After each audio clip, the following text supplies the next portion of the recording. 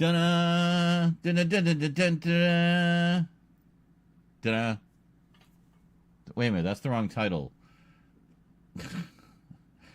What is the right title? Do we want this one, maybe? Sure, that's sort of the closest one. There.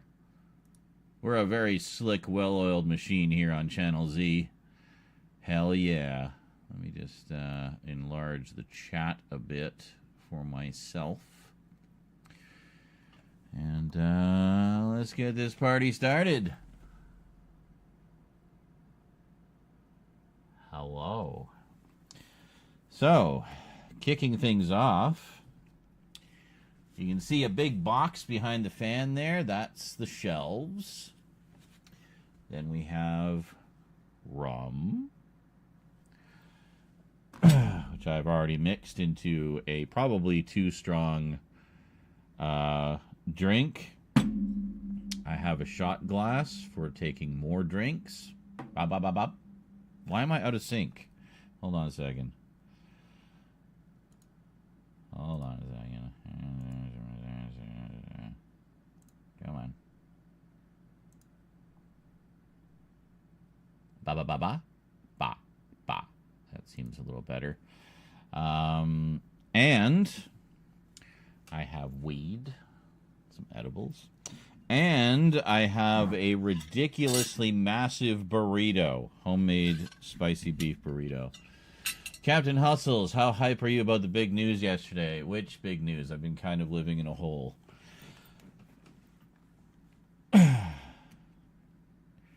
Refresh my memory or tell me if it's something I didn't hear about. Well, first off, let's get this weed going.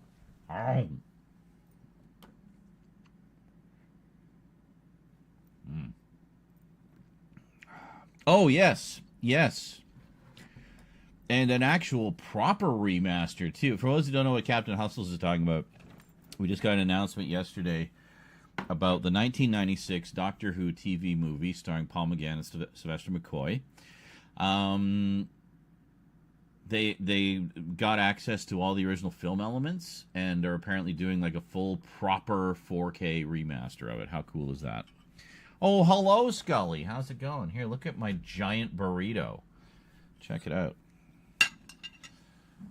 And the correct frame rate and pitch for the first time in home video history. Oh, it'd be so nice not to have the fucking PAL sped up version. And have it in proper high def. Like, holy moly. Look at that. Look at that. Can I show you? Kind of. Look at that. Homemade, baby. Oh, yeah. So it's total of...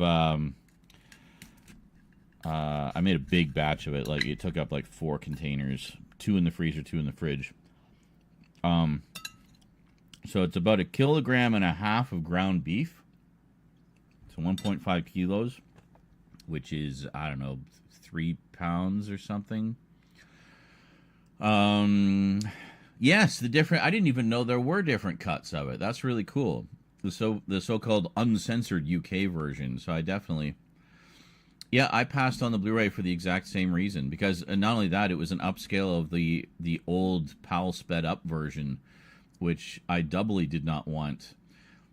If I see the Doctor, I'm sure people who don't like Sylvester McCoy will be watching that scene on a loop.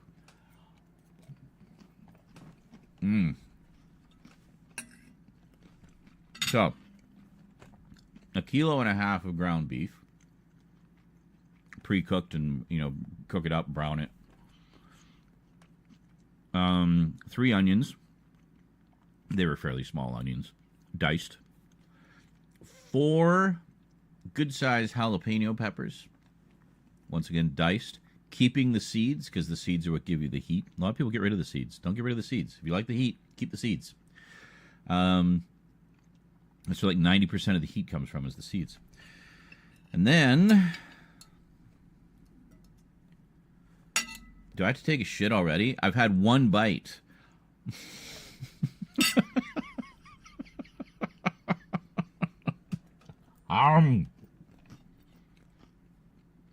Make it 2. What else? A can of tomato sauce. A can of diced tomatoes. So you kind of make it like a chili.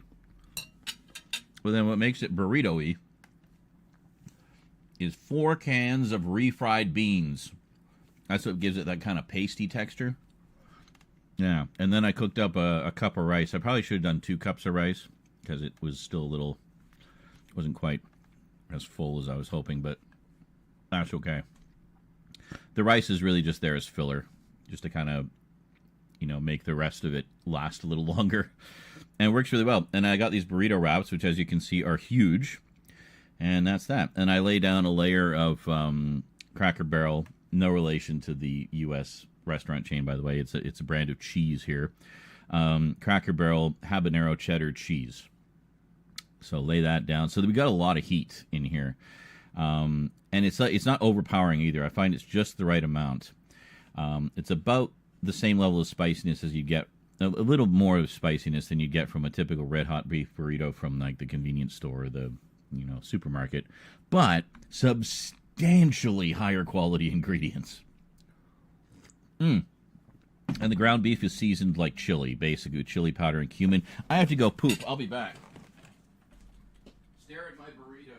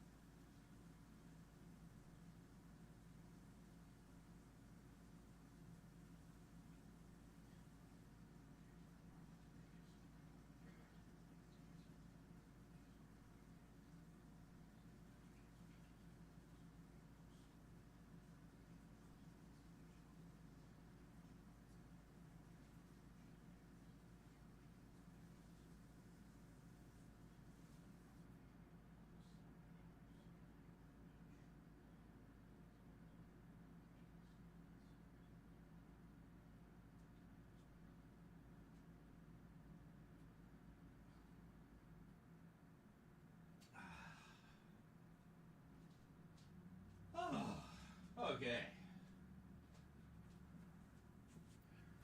There we go. Lots of room now. Hey, Darth. Yeah, check it out. Homemade spicy beef burrito. I made like a huge batch of it. Got tons of wraps. I basically just been... This is my quick and easy meal. Just full of goodness. It's so good. Yeah, so you'd probably dig this. Your taste buds would be happy. Your colon maybe not so much, but your taste buds will be happy. And hello, Bradshaw. So I did see your hello earlier. I apologize for not acknowledging you then. And yes, Oregon is wonderful. I know many good people from Oregon. Yeah, so 4 jalapeno peppers, chili powder, cumin, 3 onions, 1.5 kilos of ground beef. Not all in one burrito, obviously. I made a batch of it. Tomato sauce. Diced tomatoes. I forgot that one. A can of diced tomatoes, just to give it a little more veggies in there. Oh, well, you can just go with beans or a meat substitute. And, yeah, 4 cans of refried beans as well. Got to have the refried beans in there.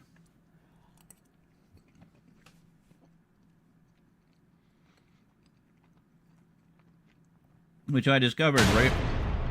Hey! Nothing intelligent to say here. Why are we still in a surviving January goal? Nothing intelligent to say here. Everything you say is intelligent, Scully. I think we need to do a new donation goal because... I don't know if you guys know or not, or remember. It's my birthday in 5 days. So, yeah, we're going to be partying it up here. In between all the partying, I got to get all the videos done. But, so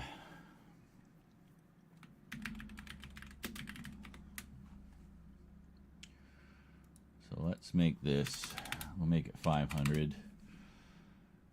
Starting amount, we'll add Scully's first dono right there. Kicking it off.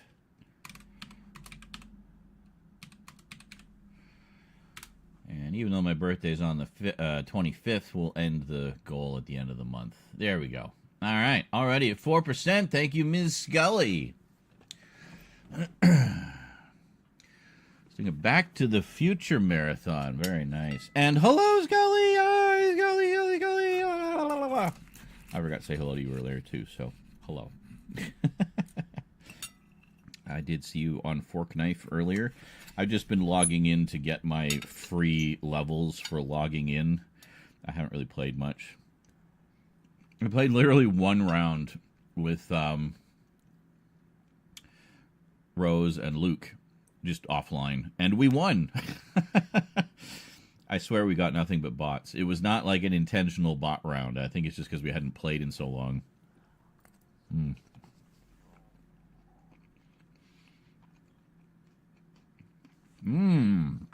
The Space Museum. Yeah, the Space Museum novel is great because I've read that one. Because you really get a sense. I think I think it was adapted by the original author, if I'm not mistaken. You really get a sense of what the Space Museum was intended to be like, which they didn't quite pull off in the televised version. I.e., it was supposed to be a little bit more of a comedy, a little bit more tongue-in-cheek, and part of the joke being just how completely incompetent both the oppressors and the rebels were. So it wasn't until the Doctor and his team showed up that they were actually able to, get things moving.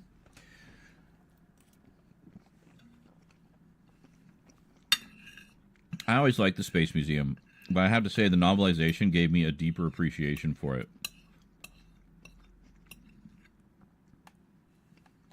You're getting extremely bored, and we still got literally a full month left of it.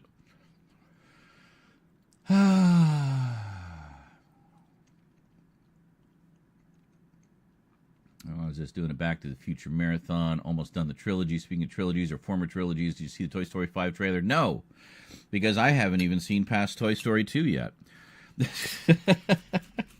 So I haven't even got to the original end that everybody said was the perfect ending. I've seen clips of it,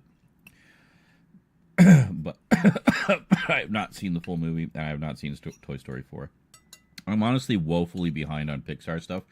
Literally, this past week, for the first time ever, I watched Monsters, Inc. That's how behind I am. So I finally watched... Yeah, I'm not going to repeat myself for ads. You can subscribe if you want. No ads. That's how that works.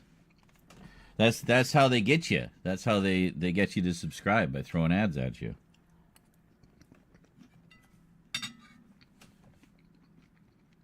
I actually have my ads set to the absolute bare minimum to still be within the threshold to make money from ads. So, you're welcome. If you're wondering what that works out to, 3 minutes of ads. Only 3 minutes per hour of stream.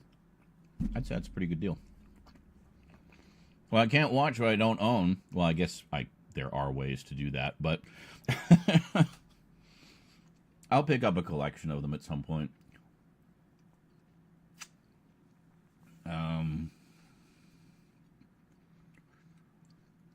Yeah. But anyway, I do enjoy Pixar. It wasn't like through any like shunning or anything that I hadn't watched any of them. It's just I just fell behind, as happens.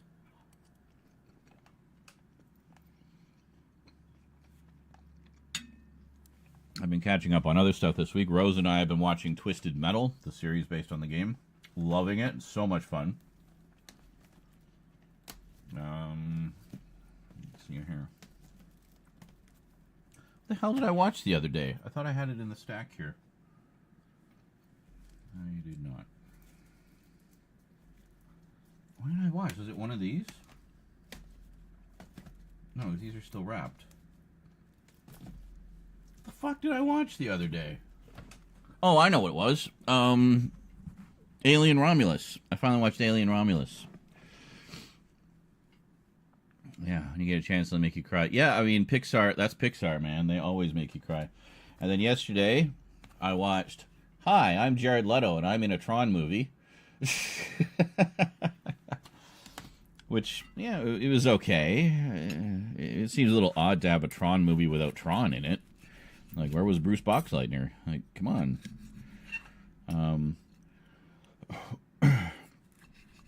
I did like some of the aspects, how they made it a little more contemporary with, the big villain being basically billionaire tech bro, the always wonderful Evan Peters. And,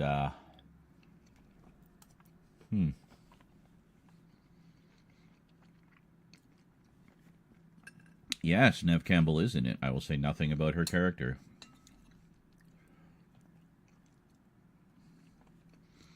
But, yeah, it's her. Anthony Mackie is in it.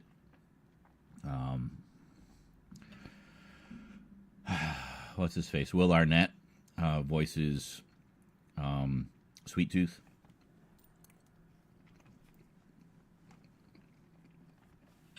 The actual physical performance of Sweet Tooth is played by some big wrestler dude. And the two of them together really bring that character to life in a fun way. It's great. Anthony Mackie, of course, I think I mentioned. He stars as John Doe. It has a lot of characters from the game in it, and more are introduced for Season 2. Season 2 is where the actual tournament takes place. Well, they all get invited by Calypso. So Season 1 acts kind of as an origin story, so we can, learn a little bit more of the backstory of the various characters and stuff. So, yeah. Well, I mean, everybody shits on Jared Leto. I don't really have a particular issue with Jared Leto. I never really have. I mean, I know he can be a bit of a handful, apparently, with some of his method acting, but whatever. I will say this. I don't know that I've ever seen Jared phone in a performance, I love or hate the guy. He's dedicated. But, yeah, I feel like he just got tired of waiting for Disney to get off their asses and make another Tron movie. So he's like, fine, I'll fucking do it. So for that, I appreciate Mr. Leto for bringing us another Tron movie. And, I mean, there were some interesting ideas in it. But I did like how they had the whole sort of montage intro that kind of connects it up to the previous two and tells you what's been going on for the last 15 years and how things have changed, how things are the same.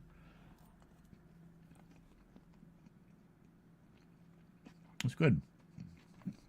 I mean, it's all right. I'd say, I mean, it's number 3 in terms of how good the movies are. I think Legacy is the best movie, but the first one will always be my favorite because of, nostalgia and whatnot. Plus, I mean, just those visuals. Those visuals specifically, the look of the 80s Tron is just so beautiful.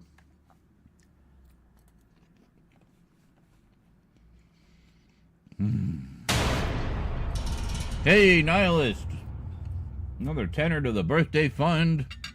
Thanks, dude.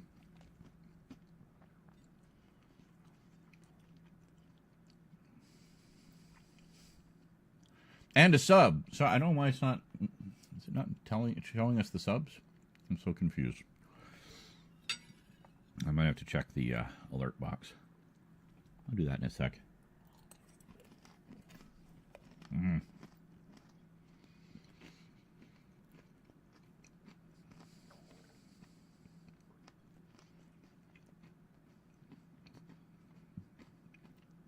Legacy, like Tron Legacy? Oh, yeah, it's gorgeous. Well, I mean, it's also largely to do with success or not success. As much as they hyped it, Tron Legacy was not considered a success. So that's probably why it disappeared. Been binge watching? Excellent. Yeah, good time to get caught up, guys, because once the new content starts rolling out, it's going to be nonstop. So this is your almost final warning. This doesn't look like shelf building. Is it okay if I eat first? Can I get fuel for shelf building? Also, it's drunken shelf building. We're still drinking, so cheers. All right, have another one. Have a good one, Captain. Thanks for stopping by, dude.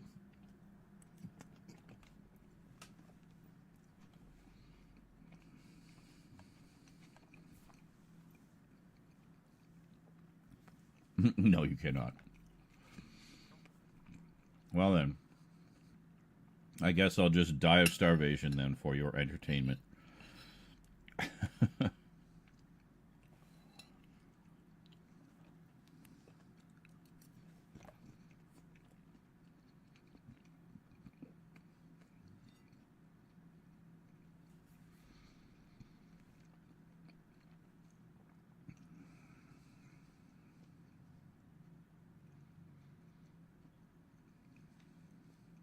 Oh, yeah.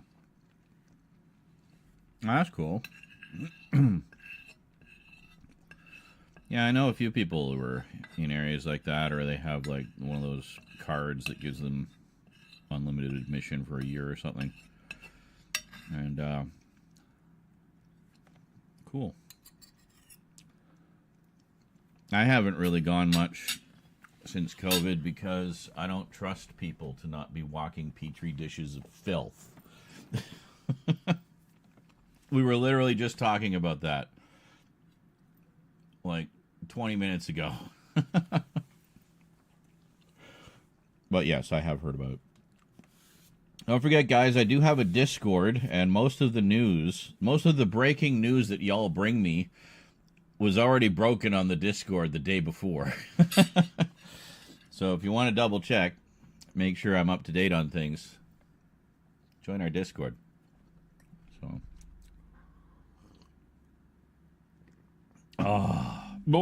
okay, I definitely made that too strong for a first drink. I'll step it up with some more Coke in a bit. No, well, obviously. I'm just saying we already talked about it, but yes, correct. Very excited about that release, especially having it in the correct frame rate and pitch for the first time in home video history. So that'd be pretty cool. And 2 cuts. I didn't even know there were 2 cuts, so that's pretty cool. What is this? Here we go. Time is it? 9 o'clock. Yeah, I kept meaning to start this stream like literally all week since the shelves arrived, and my sleep schedule is just so fucked right now that I just was not able to get up at a decent hour. Set my alarm for 2 p.m. Ba ba ba ba ba ba. Kind of in sync. Anyway, set my alarm for 2 p.m. and it's like, I'll just snooze for a few minutes, and then I'd sleep for another 4 hours.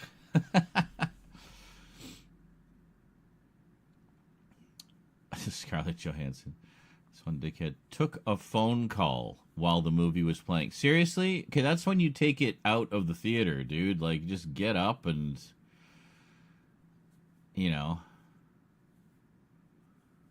leave the theater to take the call. Like, how... This whole, like, me attitude of society lately is really pissing me off, just generally. Like, people, can you get your heads out of your own ass constantly with your heads up your own ass, only caring about your own concerns, and everyone else can just get fucked? That's no way to live. Society cannot function like that. Okay? So, come on, people. Be considerate of others. Empathy is for the weak. Only weak people say that because they are unable to feel.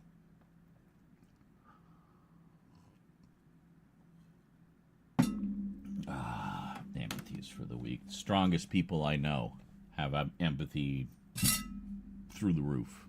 Strongest people I know. The weakest people I know have no empathy. Weak. Very weak. Scared, hateful, spiteful people caring nothing about anyone but themselves.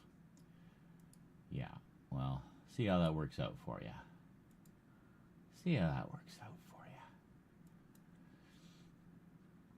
But, I mean, we see that in,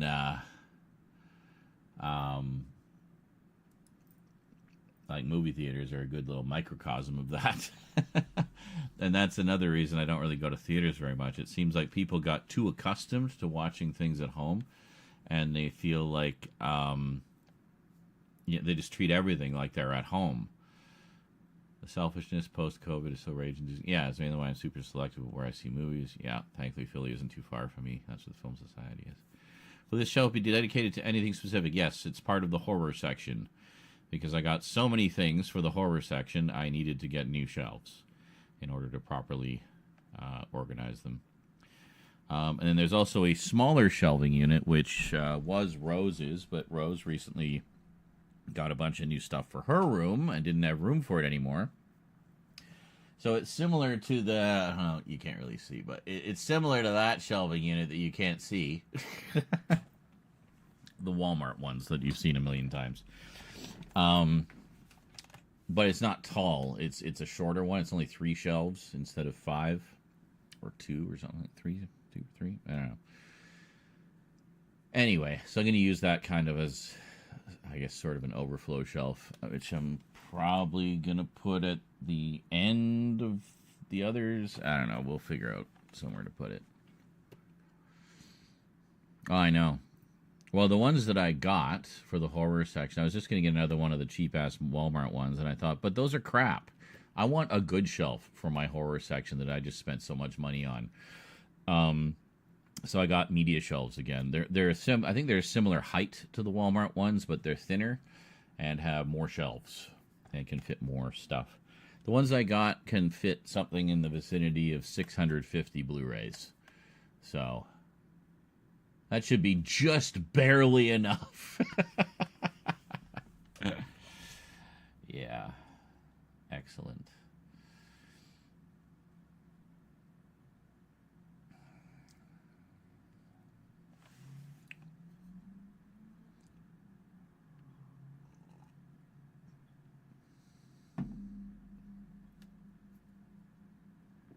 Yeah, I recall you mentioning the lack of shelf space a few times there, Darth. Yeah. Yeah, the media shelves. Well, because then you can keep everything single row and, more clearly see what all you have. It's just easier to keep it organized. Yeah.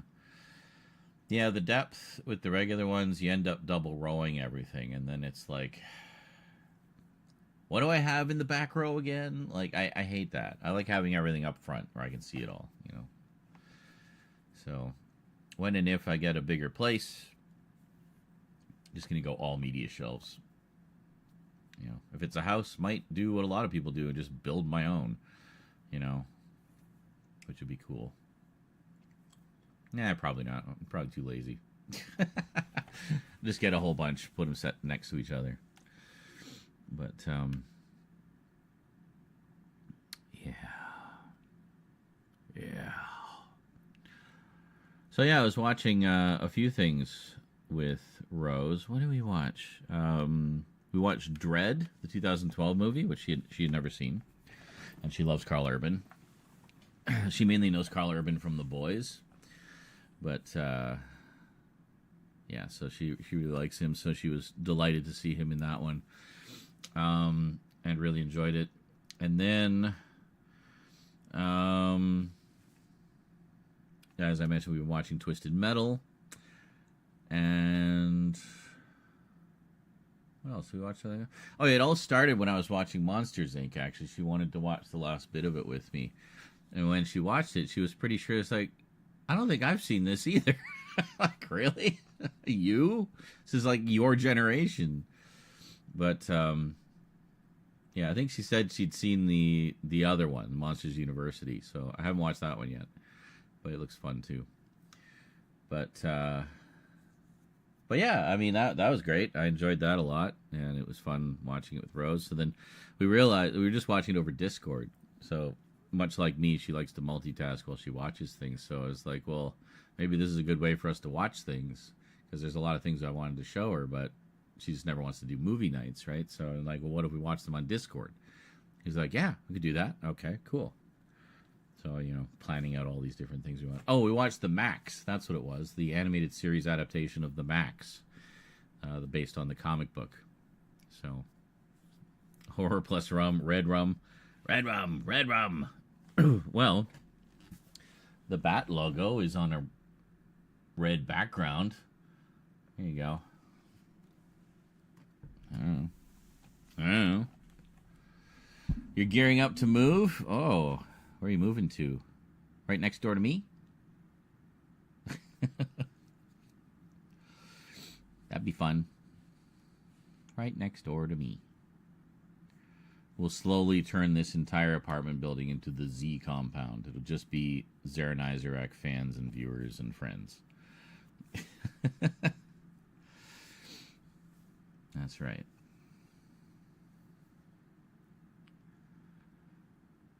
Excited. So excited.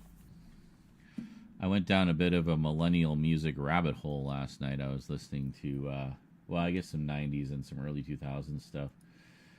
I forget what prompted it. I was talking to Rose about something, and I think it was. Oh yeah, no, she mentioned My Chemical Romance, the Black Parade, and how that was like, big formative song for her. And I was like, oh, yeah, I vaguely remember that. Like, I didn't really listen to a lot of music from that era before.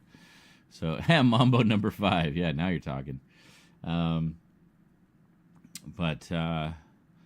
yeah, I was hopped on YouTube, fired up Black Parade, and I was like, oh, yeah, I remember this one. This is really good. Really, like, kind of depressing music video, too. It's about a guy who's dying and goes off to join the Black Parade, I guess.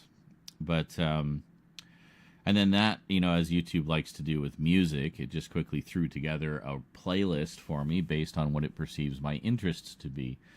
So skimming through the playlist, there was like a whole bunch of old bangers from groups like My Chemical Romance, Evanescence, Linkin Park, and what the hell was the other one? Oh, System of a Down. Yeah, good stuff. I am Generation X. I was born in 1972. So I'm kind of right smack dab in the middle of Generation X. Yes, a Bat logo, not the Bat logo. Yes, that would be... Oh, I'm not wearing one of my Batman shirts, but we all know what we were talking about. We know. If you know, you know.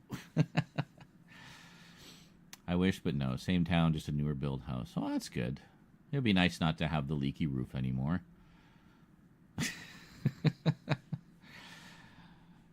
But yeah, I'm Generation X, and Rose, I guess, is Gen Z, I think.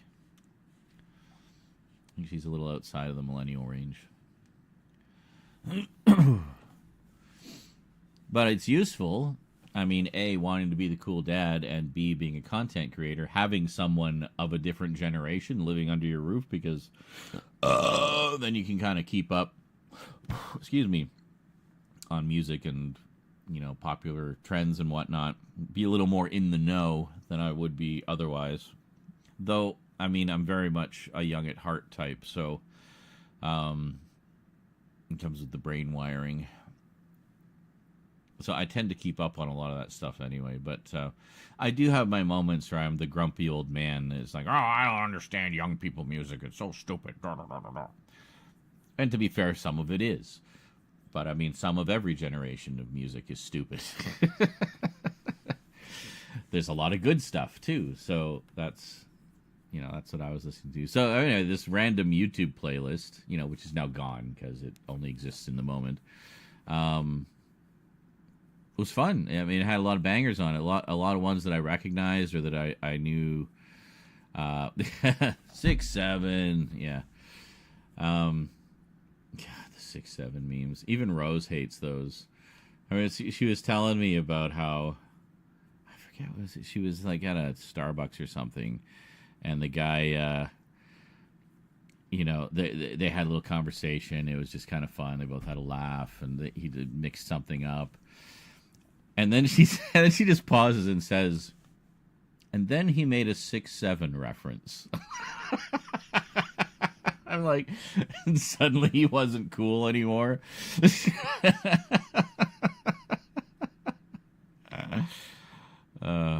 So glad I switched from working at junior high to working at the high school before. So, yeah, I can see that being more of a junior high thing. Yeah, junior high, they love those just annoying trends, whereas high school, you start to mellow out a little bit. By the time you get to university, you're just so done with that shit. But I am starting to feel it already. I should tell you, by the way, I don't even remember the last time I had rum. It would have been with you guys. It wasn't Christmas. It wasn't New Year's. I didn't have any booze over Christmas and New Year's. It was just all weed. When the hell did I last have rum? It's got to be at least a year. Like, honestly, I don't even remember. So anyway, I have zero tolerance for rum right now. I do have tolerance for weed, but we're doing a little mixed match tonight, so we'll be very stupid in a little while. It is good. I forgot how much I love the taste of rum and Coke. Man. A few months ago, I overheard some of the younger employees saying 6-7, and I jokingly shouted out, "We won't be having any of that 6-7 nonsense here." Oh my God! When I what was it? The event, the not the last event, the OG event, but the last main event for Fortnite. It was transitioning from Chapter 6 to Chapter 7. So you know what joke they did right at the end of the event? It just had a big 6 come on the screen, and then it slid over, and then a 7 appeared. I'm like, oh my God. Like, they don't miss a trick. It's probably like the one sort of major corporate product that I would say is the most in tune with meme culture. And, yeah. It's like they did a fucking 6-7 joke. But, yeah. To be fair, I'd say that was a pretty appropriate place to put that joke in, and they knew that people would either laugh or cringe, but a good time would be had by all. So, yeah, that was all right. Barfing a rainbow. What is this? Gravity Falls? I like how I think it's the end of the very first episode of Gravity Falls, where the entire closing credits are played over a looping animation of a gnome barfing out a rainbow.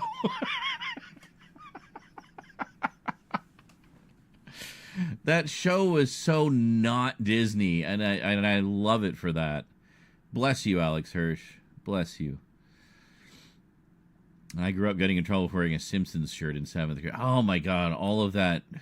See, that's another example of manufactured outrage. It's like, oh, the Simpsons are...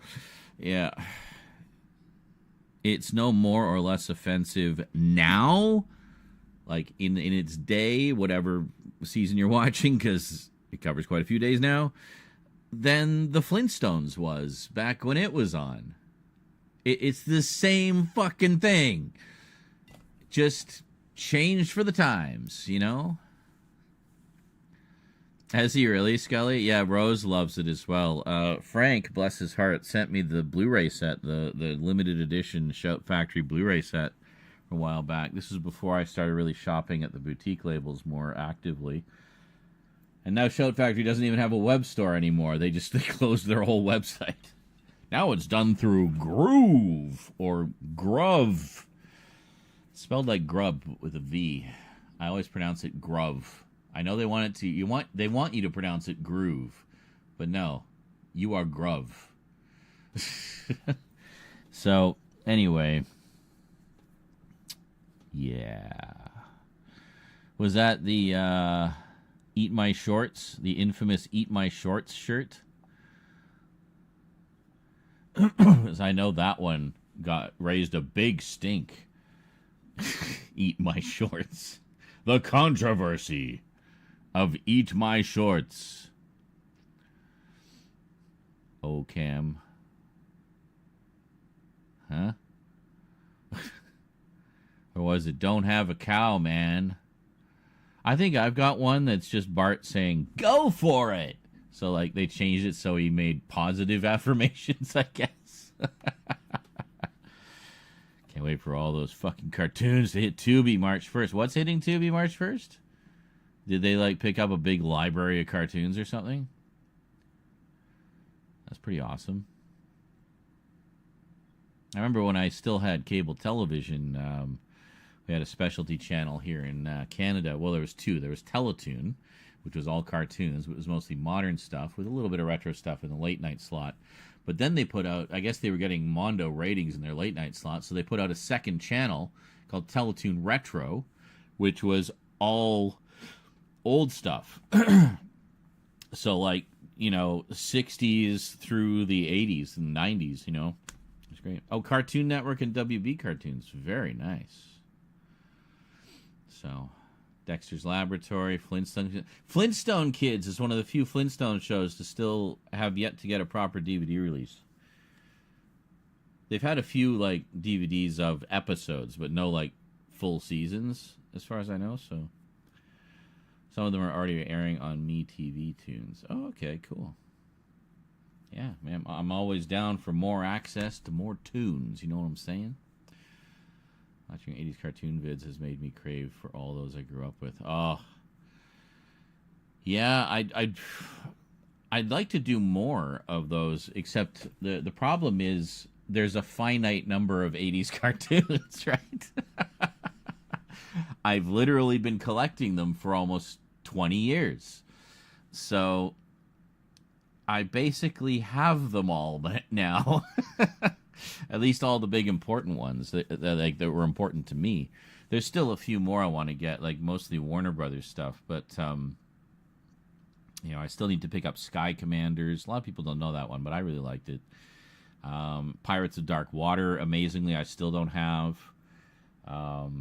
Centurions. That's probably the biggest one, 65 episodes. Yeah. And I think we're still waiting on Bionic 6 to get some kind of release, unfortunately. I don't know what the holdup is there. But I got most of the others, like all the big ones. So I guess, you know, if there's nothing more to collect, per se, I could do just other videos about them, like maybe talk about some of my favorites. Do my people like list videos. Maybe I could do like my top 10 favorite episodes of this show or that show. So okay, you got a list. I like lists. Really, I thought Pirates of Dark Water was more well known, because I remember they did the 5-part miniseries, and that was fairly well received. And then they did the regular series after, which only ran one season. Also, did you know there's 2 versions of that 5-part miniseries? I'm not sure which one is on the home video release. I'm assuming it's the later televised, like the TV, like the version that they put into, that they incorporated into the main series. Because there was one of the characters, one of the, I guess, sort of comic relief characters, I think. In the original version, like the primetime version of the miniseries, was voiced by Roddy McDowall. But the version that was in the main show, they recast that character and redubbed that voice for all the repeats. So, oh, Beetlejuice! Yes! Beetlejuice is a shining example of how to adapt a movie into a cartoon right. Like, that show, just on its own, is so much fun. Yeah, well, you probably didn't know that, because that version literally has never been released on home video, to my knowledge. Unless it may be VHS. There might be a VHS release of it. But yeah, as far beyond that, if that even exists, as far as I'm aware, that version only aired the one time, like when it was shown on its own as a miniseries. So that was the sound I made when I kept reading it. Really? Voltron, Thundercats, nice. Both great shows. Very nice. And see, all 3 of those I have on my shelf. So Voltron I have a couple times over with the Voltron collection and the Go Lion and Die Rugger collections.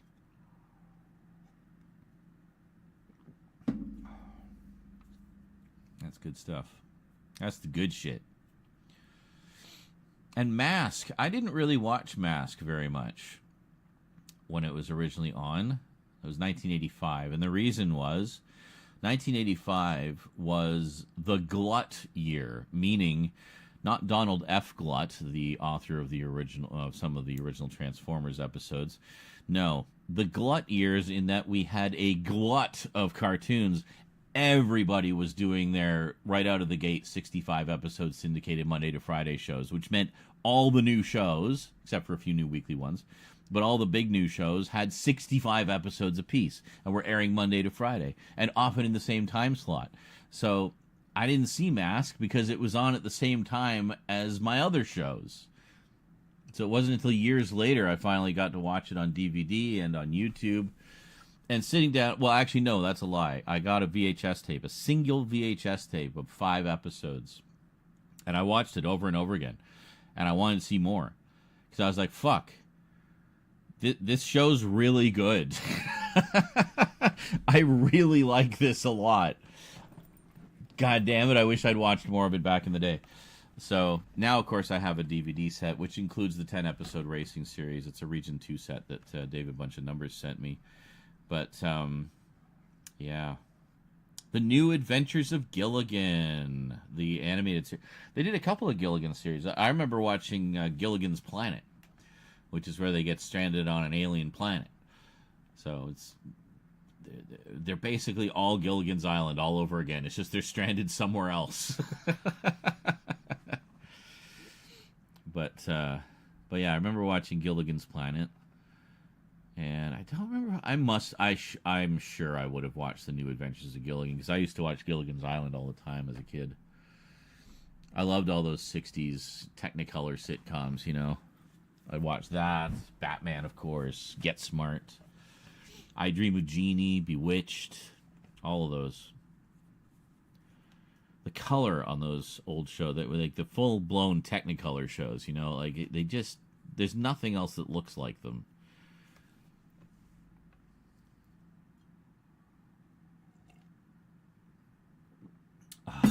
Well, we should probably open up that box, eh?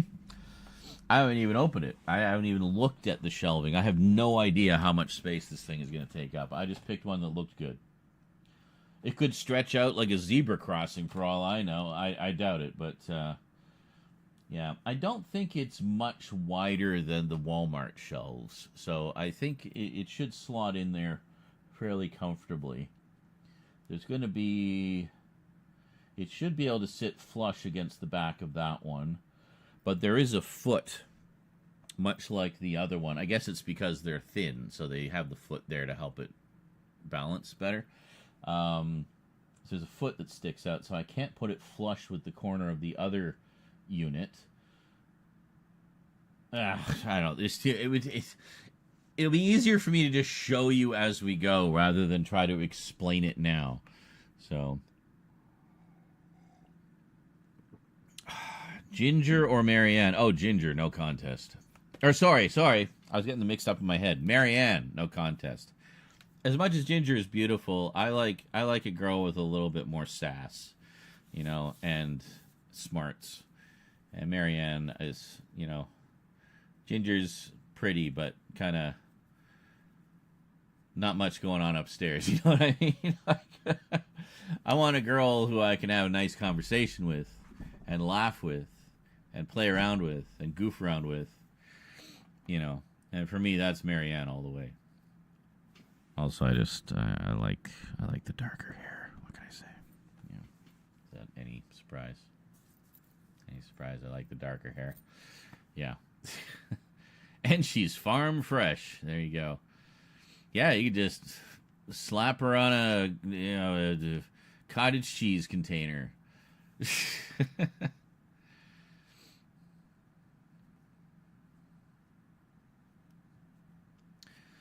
So lots of WB, Jetsons, and Flintstones. I think, didn't one of the other Flintstones shows recently get a Blu-ray release? Or maybe it was Scooby-Doo. I think we're getting the Laugh Olympics. Or not the Laugh Olympics. Was it Wacky Races? Fuck. I would snap up Wacky Races on Blu-ray so fast. That was great. That was like the original Twisted Metal, actually. Wacky Races.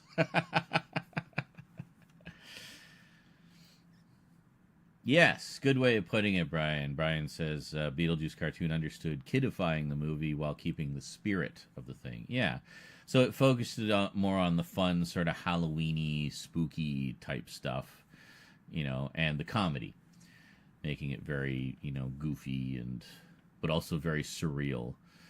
And it actually had something of a continuing storyline. Did you guys know that? The Beetlejuice cartoon. Yeah. There actually is a continuity to it.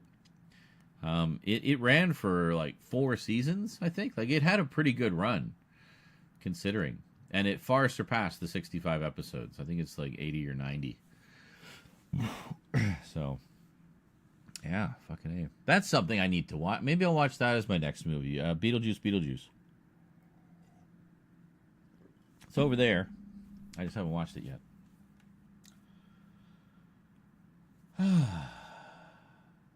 All right, well, I'm going to put my plate away, go have a smoke, and then grab some kind of cutting implement for us to open the thing. I don't know where our box cutter has disappeared to. Either I was using it or Rose was using it. Rose got a bunch of packages recently, so... Well, fortunately, we have an abundance of scissors. Alright, enjoy some clips, guys. I'll be back shortly. Don't touch that dial. I'll know if you did. He's coming to get me. Careful, he's got that shotgun. Yeah.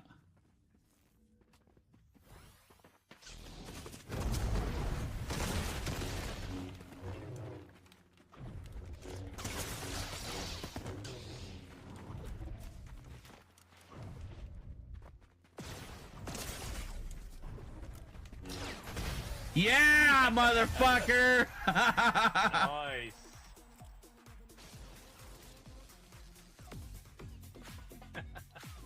That's right. I've been practicing my force moves, bitches. This is the strategy I was talking about. You double slash, jump over him. Turn around, double slash again, jump over him. And if your force power is recharged, hit him with a force blast as you're jumping over him. That's how you do it. Wednesday, da-da. Na is not a hen's day. Na. It's could be a blends day where you blend lots of things in your blender as you ask. Will it blend? I do like how I can aim independently of kind of where you're... Yeah, that's good. Oh, yeah, we got an X-Wing.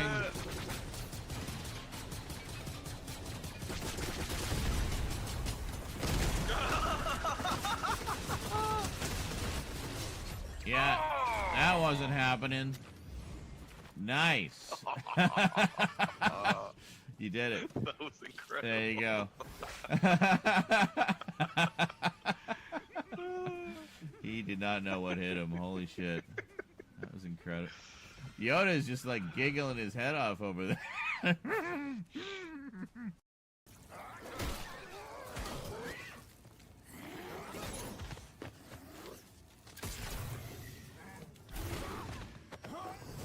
Oh, shit. Oh, my God.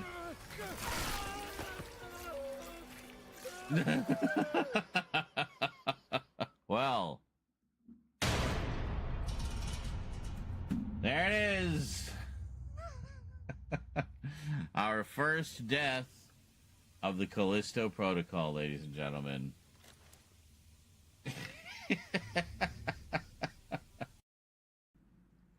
Allegory and stuff. The Matrix isn't what it wants you to think it is. The Matrix is the control the media has over you. It's easier to break free than you think. They only want you to believe it's hard. Fuck! Where did it go now?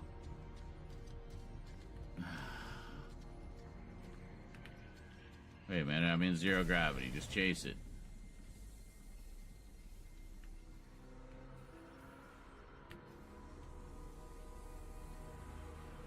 There it is.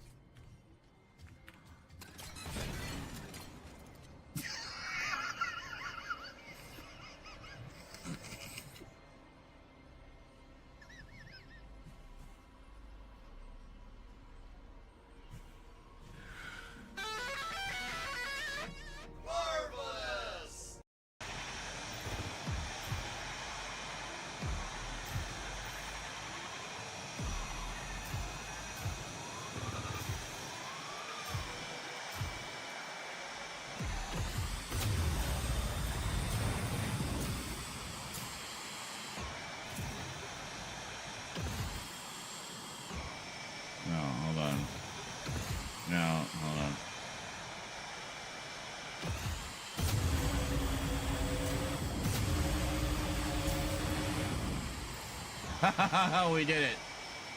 Right at the end. 0th place. Yeah. Oh, one was fly at least 2 kilometers in a single race. Excellent. Well, let's see how we did. That was a long round, but I feel like we got a lot done in that one. Let's see. Yay, we went up a couple levels.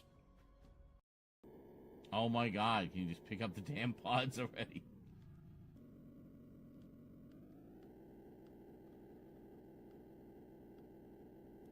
Good work. Thank you.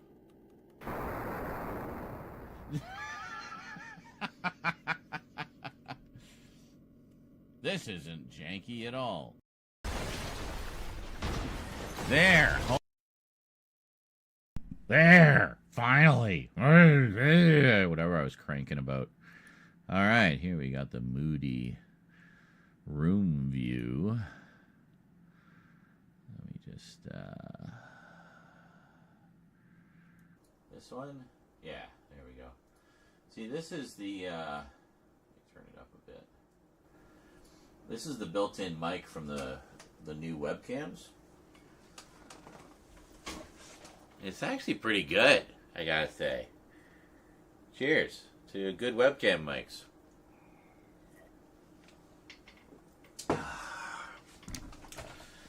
Now, what do we have for actual lighting in here? Well, put that one on. Yeah, it made a big difference. I did shower. I think I just have a split ends issue at the moment. Rose helps me with that. She's quite good at the hair trimming. She does her own hair. She does her friend's hair. She does everybody's hair. So I'm just going to move this out of the way. So we got a whole bunch of boxes and stuff. Ooh, I know something I should show you. Hold on a sec. I think I can show you. Yeah, you should be able to see it from there. Hold on.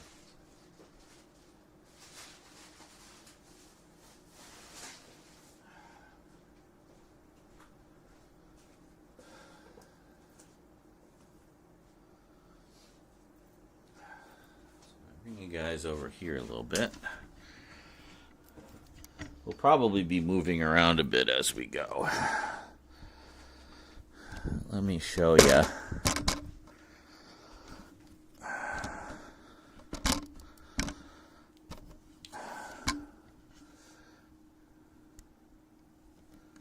We did a Costco run recently. This is not everything, but take a look.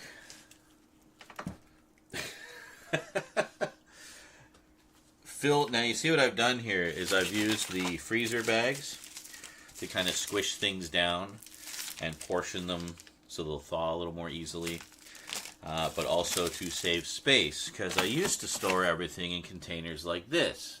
Now for this is more of that burrito filling, by the way. This makes sense to store it in a container like this, but things like pork chops, chicken, etc., you can put in these freezer bags, squish them down, and you save a ton of space, which turned out to be not only helpful but kind of necessary because we got so much stuff. So you can see kind of layers here. We have, so this tray has pork chops and chicken. And then underneath that, I don't know if you'll be able to see it. Underneath that, can you see in there? You can't even see. Anyway, there's a turkey and some Costco muffins in there. And then underneath, we have ground beef and ground pork, as well as 4 bags of stir-fried vegetables from Costco. So here's the thing. We basically did a big stock up like we did earlier this year. Same kind of idea, but a little bit more so. So we should be good for a few months as far as like meats and stuff go. So that's pretty good. So I got, what is it? What won't I know? I'm so confused. He won't know. Maybe it was a reference to a clip. Anyway, yeah, we did a big Costco run. So we got 4 packages of boneless, skinless breasts, like chicken breasts, not human breasts. This isn't Epstein Island. That is some fucked up shit, let me just tell you. Yeah, I've been reading far too much about that. Anyway, chicken breasts, 9 per pack. Got 4 of those. So 36 breasts, plump, juicy breasts. Portioned off 3 per bag, so just pull out 1 or 2 of those to make a big stir fry or chicken Alfredo or something. Hold on. Hello. Hello.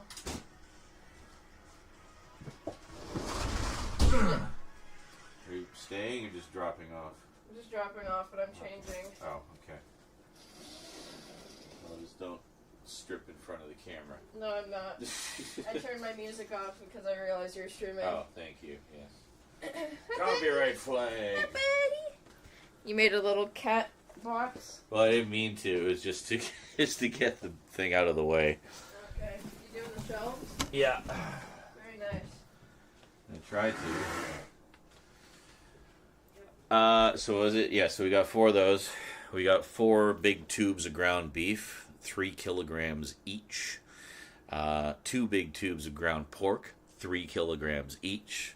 4 packs of steak or 3? There's 3 packs of steak. 3. Yeah, 3 packs of steak, like 3 or 4 steaks in each one. Big, thick, good ones. We had some the other night. It was heavenly. And, yeah. Hey, Vezius, there you go. Yeah, I think you were the one saying, like, oh, can't wait for a shelf building stream. And then here you are. You made it. So it is good that I delayed forever, because now you can be here. So this I can, alright, hold on a second. Now you guys need to see what I'm doing. Hold on, move over here and look down there. So you see the other fold-up table over here? Yeah, we're just going to get this out of the way. I think we just pop one in. Yeah, and we just kind of carry it.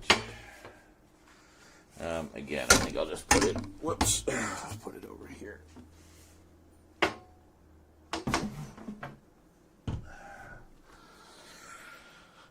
Good. Just to get out of the way. And then we can move this back a little ways.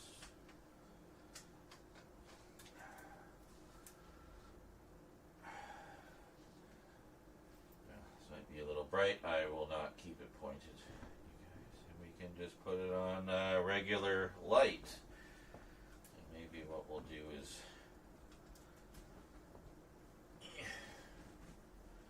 Well, it's on a flexi arm, so what I can do is I'll point it at the floor when we're doing the shelves, and then we can see a little better. Alright, good.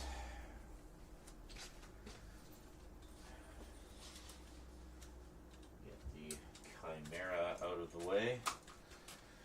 I know what you're thinking, but Z, isn't there lamps right there? Yes, they're not plugged in. Oh, wait a minute.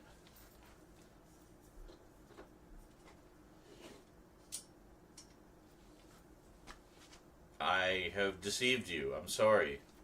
I just recognized the plug down there as being the plug for that lamp.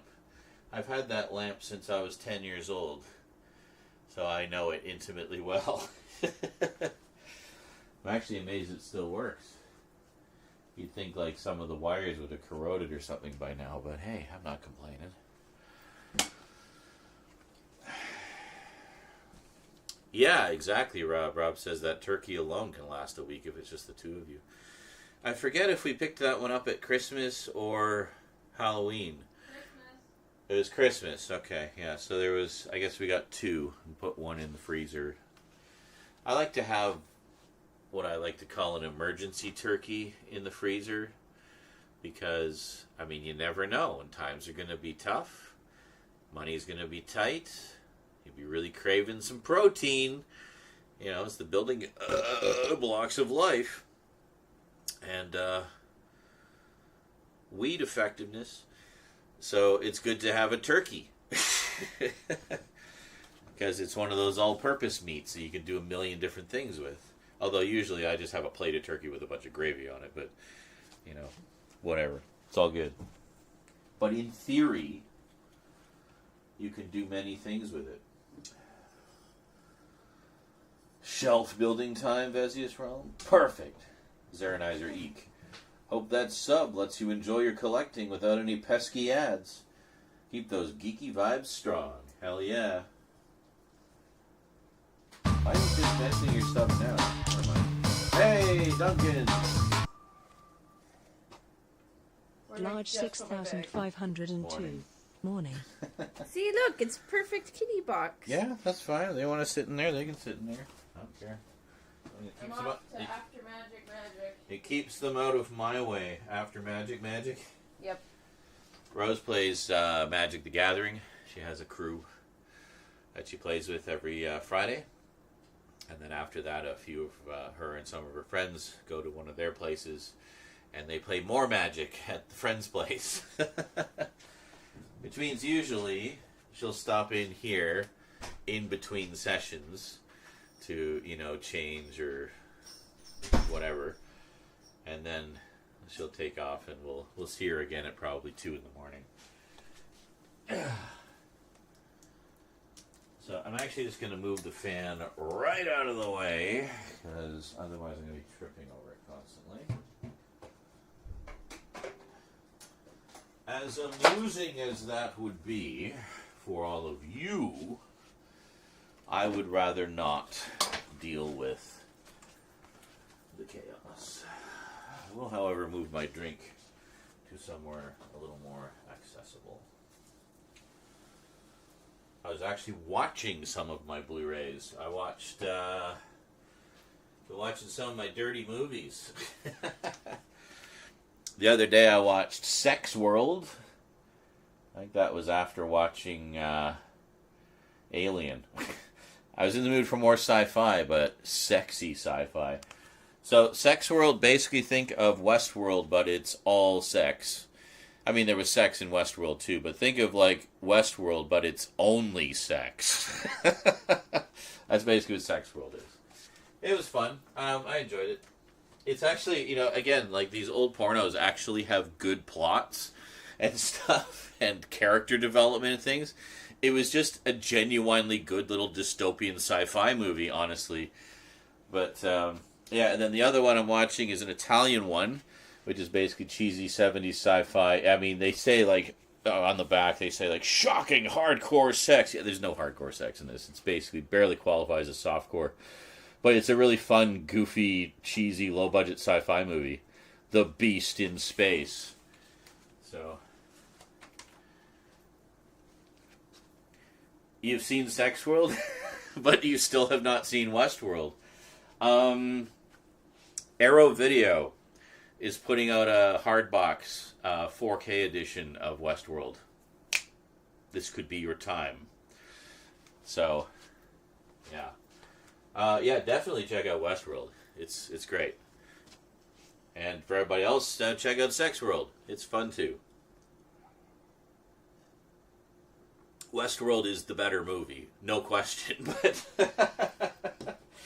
But Sex World is still quite fun. And in 4K, that was actually a 4K edition that they put out from Vinegar Syndrome. Like, it's crazy to me that we get classic porn originally shot on film in 4K, you know? It's great. Yes, I also need to finish Westworld, the series. I watched the first... Did I watch the first 2 seasons? Yeah, I think I watched the first 2 seasons and loved it. I thought it was really good, and I really liked the interesting directions they were taking everything and the interesting questions they were asking, you know, about, you know, AI and what it means to be human and all that fun stuff. Yeah, so that's actually something I was looking at recently, was seeing if there was maybe a 4K set out there, because I know they put it out in 4K. And I think you can get the individual seasons in 4K here, but if you want just a nice, compact, and more affordable set. I think it's only been released in the UK. There is a Blu-ray for set here, but I think the 4K complete set is only in the UK. So, Linda Gay Scott was hot in Westworld, as she was in various episodes of Batman, Green Hornet, and Lost in Space. Yes. I don't know who she is, but I'll take your word for it.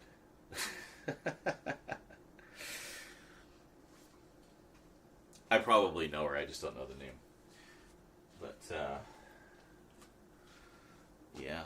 What else has I watched? Oh, speaking of, I mentioned The Max. Rose and I watched The Max. First time I'd rewatched it in ages. Actually, I think it might be the first... Is it the first time I rewatched it? No.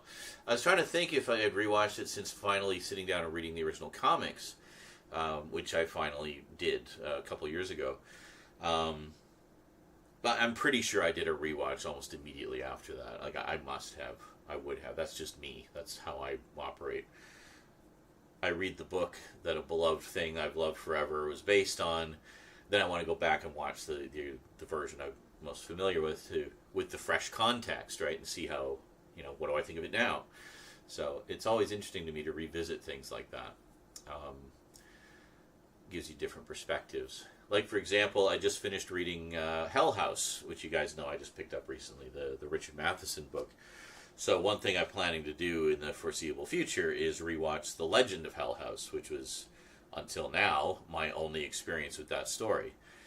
And I gotta say, holy shit balls, the book gets dark. I always thought the movie had its intense moments, and, being a early 70s movie, they were able to be more intense.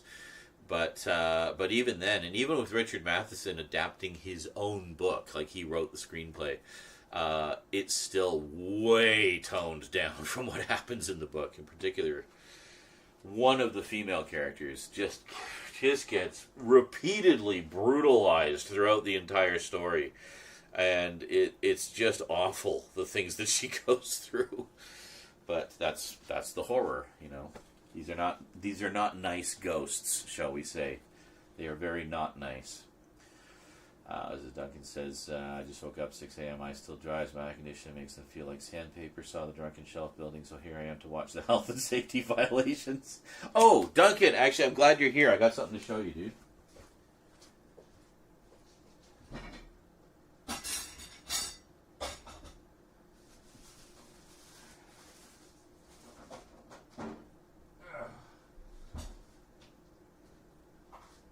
This will be like that time I brought the microwave out to show a bunch of 4chaners who showed up.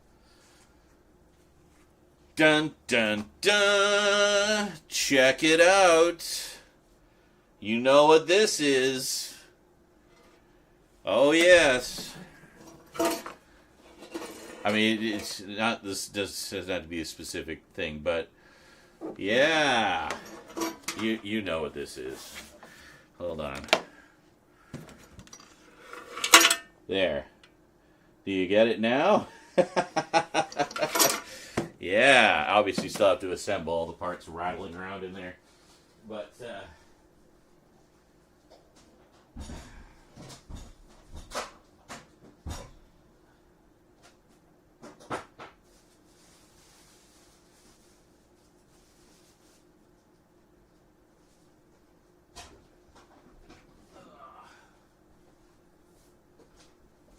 and along with it, I know I can just get recipes off the internet, but I like having a physical cookbook, Got the Bread Machine Cookbook. So this has, about 150 recipes or so. All different kinds of things you can make. So, yeah, very cool. So finally, I know I've been talking about it forever. Because you've been talking about how much you've been loving yours. And saying, like, yeah, I should really get one of those. Finally bit the bullet, and I got the one that I could... The one I found was the one that could make the biggest loaves. So it can do loaves that are up to about 3.5 pounds. I don't know what that translates to in kilograms. But, and I should. I should be the one who knows. But anyway... Yeah. So we have not fired it up yet, but that is definitely something we will be doing, and I'm sure once we do, we'll be continuously using it, because, yeah. Just used mine to make a loaf, having some slices with boiled eggs for breakfast. Oh, that sounds good. Do you like the yolks to be a little runny? I find whenever I have eggs with toast, I like the yolks to be runny, because I like to dab the toast in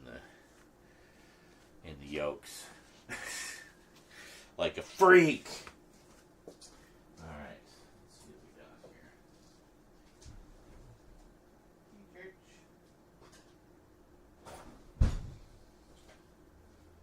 I don't know. Like, even the good scissors have all disappeared. I don't know where everything is. We'll use these ones, I guess. So.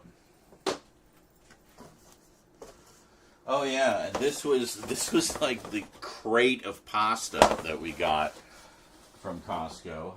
They've all been put away, obviously, but yeah. Okay. So let's move you guys over a little bit.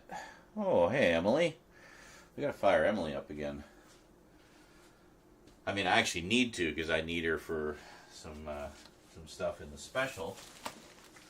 Oh. This box is frickin' heavy. So I think what we're gonna do... fuck, we got Berman's package back there. I gotta move that somewhere.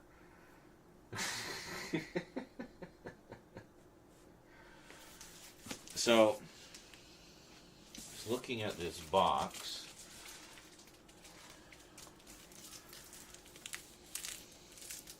It looks like it just kind of like fully opens up. So, just going by where the seams are and stuff, I think we'll go this way. Oh, jeepers. But I think first we're gonna move Vermin's package to maybe. I can't really put it under the table, can I? Fuck, where am I gonna put this beast? Because it is sitting right where the shelf needs to go, right? So, I need to get it out of there. I'm going to the little kitty house. No.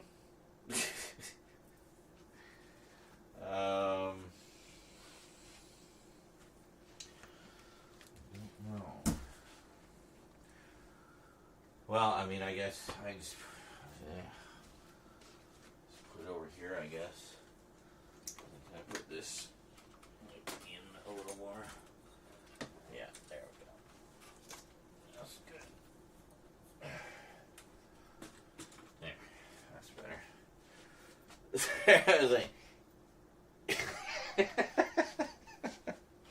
What are you doing, Mr. Loaf?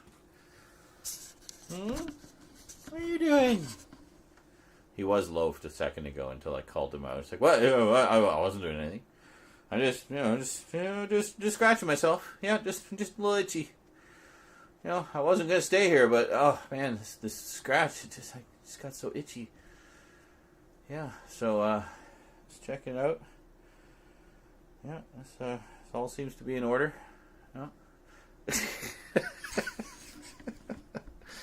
You've been caught, Church. Cool cat, that's right. Use large eggs, yes. Let's see. Soft yolks, yes. I then scoop them out and make each slice of bread buttered. Oh, so you like actually butter the yolks onto the bread? See, that's something I don't do. But mind you, when I'm not doing it to have like an egg sandwich per se. That's different, of course. But rather, I don't know how stable that is, buddy.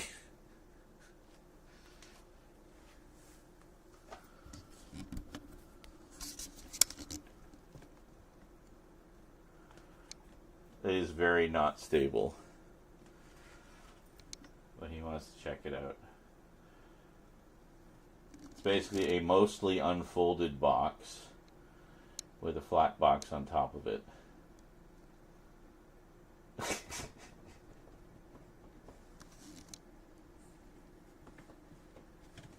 doing? Oh.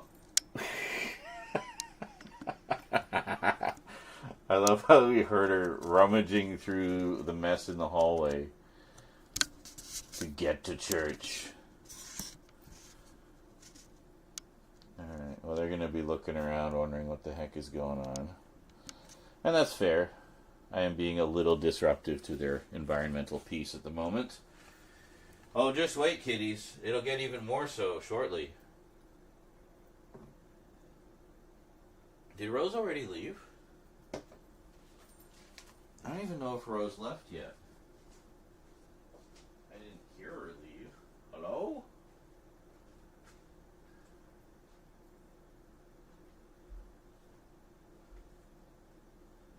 Hello? Huh. She did. In fact, I think she left like all of 2 minutes after she arrived. Oh, she left leftovers here. Let's see. She left her leftovers out. Oh, salad. Ooh, that smells good. Like some kind of vinaigrette. I'll put this in the fridge for her because I'm not an asshole.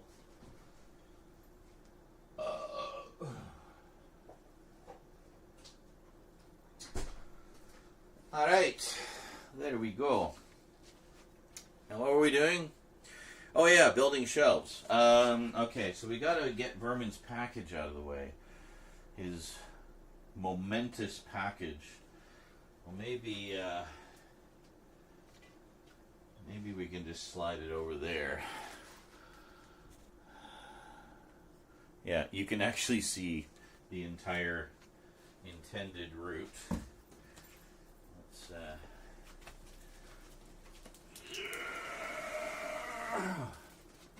This is a package that Vermin Art sent because Vermin Art is a madman.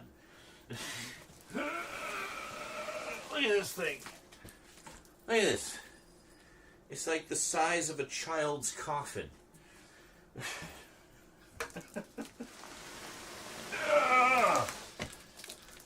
Oh, maybe it's full of body parts. Maybe that's why he wanted me to open it so soon. Oops. I'm sure they'll still be fine.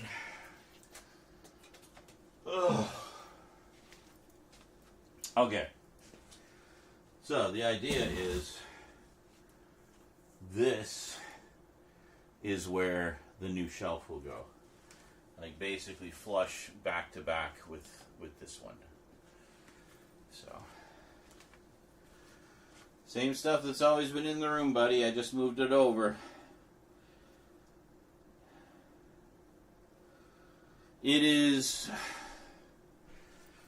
how can I describe it? It's kind of, it's the same thing, buddy. It hasn't changed. Zavazis was just asking, is the new shelf the same as one of your earlier ones, or is it a new design? Or at first he said, eat Lear. I said, 8 layer? It is maximum eatliosity. How can I describe it? Hold on. I need to move you guys up a little bit. So it's kind of hard to see them because they're buried at the moment. Excuse me. So you know how I have these media shelves here, right? That go all the way down there. The ones that I initially got for the horror collection. Okay, so there's those, right? And then there's these shelves that you guys know. They're the double row. Oh, you want your toy? Yeah? You want your toy? Oh, hold on. Where are you going with it?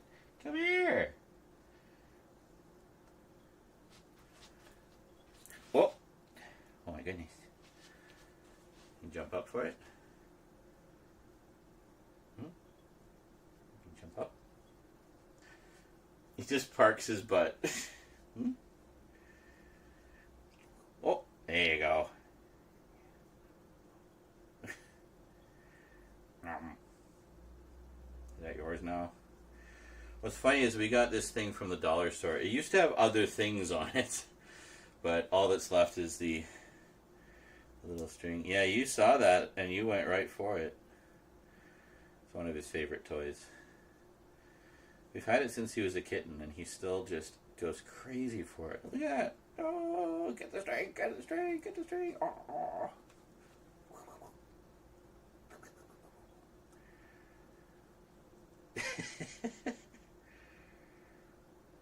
Oh, Eclipse just ran in, and she's stalking him. She's slinking. Did you want to try the string? Oh. They're going to fight over it now.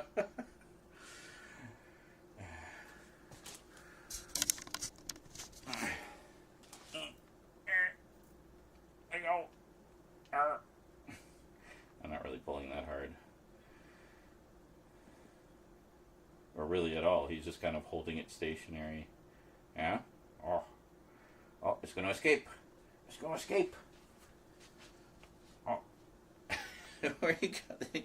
Come over here where we can see you. Dude, you gotta let go. And we're going to pull your tooth out when you pull like that. Oh, I gotta let you win, don't I? It's a psychological thing. Oh, hold on. He's gonna pull. Oh, you got it. You won. You gotta give your kitties their victories. That's important. Good job, Church. Don't go running off with it now. I think that's exactly what he did. What are you doing? You still got it in your mouth. It's his prize catch now. He's just like dragging it around with him. See? Yeah? Are you the mighty hunter returned with your catch to feed the pack? Oh, poor Eclipse wants to play with it so bad, but he won't let her near it. Why don't you play with his octopus? That'll drive him crazy.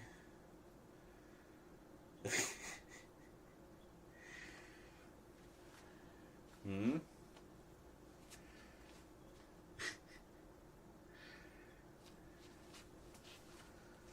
Hold on. Tried to angle it down more. There. There you go. And you get bonus kitty action. There you go. Who could ask for more? He's walking off with it again. He won't leave it unattended. He dare not, lest.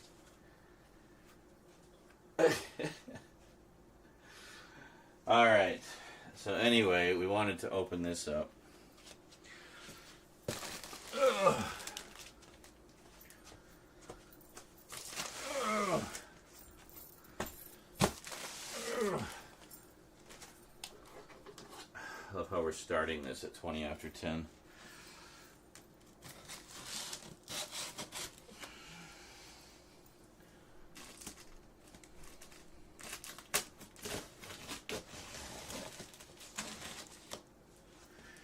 I don't know, these scissors seem to be working pretty well. This isn't like super strong wrap on it either, so I'm sure that is contributing. Are you still dragging that thing around, you freak?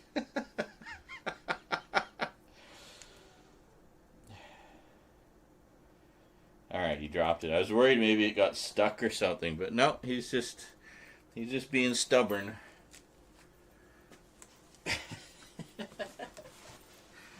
You are too funny, Church. Now, did we want... Yeah, I think we want to... What's all that complaining about over there? Come on, be nice.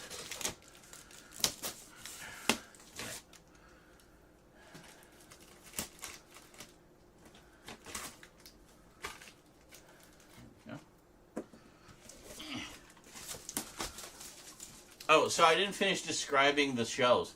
So it's kind of a mix between, because we got distracted by the cats, a mix between the media shelves and the Walmart shelves. So it's like, it's kind of like the shape of this, but with the shelf design of those, like with the smaller modular shelves.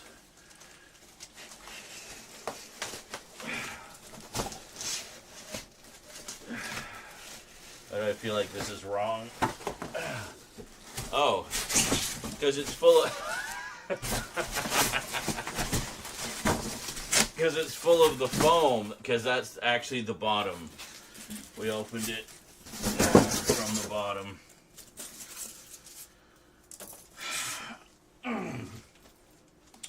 Oh, I'm sorry. Did your stick suddenly become less interesting because now you got a box full of styrofoam that you can't wait to jump into?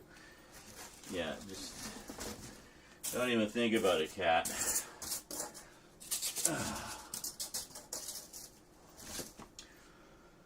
All right. Whew. Okay, yeah, these look like the backings. Yeah, these are the backings.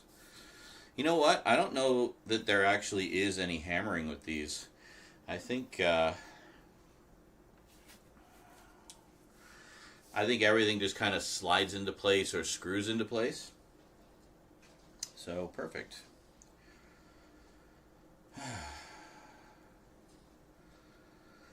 Man, oh man. How am I even supposed to get all this shit out?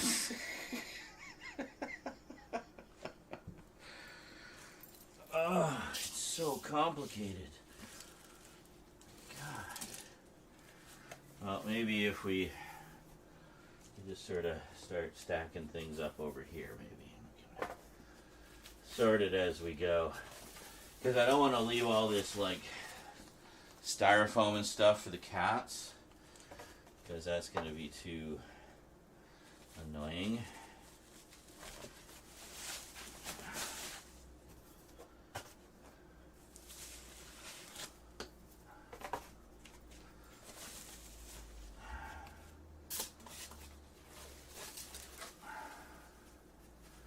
These, yeah, these are backings for like the individual shelving sort of sections, I guess. It's weird there's so many like little ones. They're all numbered though, so I'm not too worried about order here. You're out of order.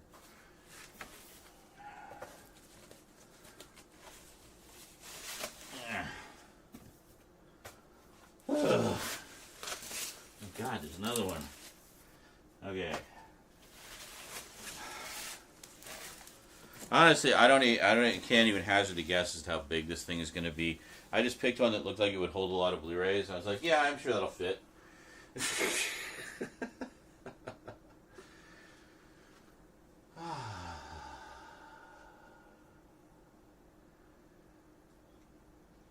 A Serbian film. Oh, God. Yeah.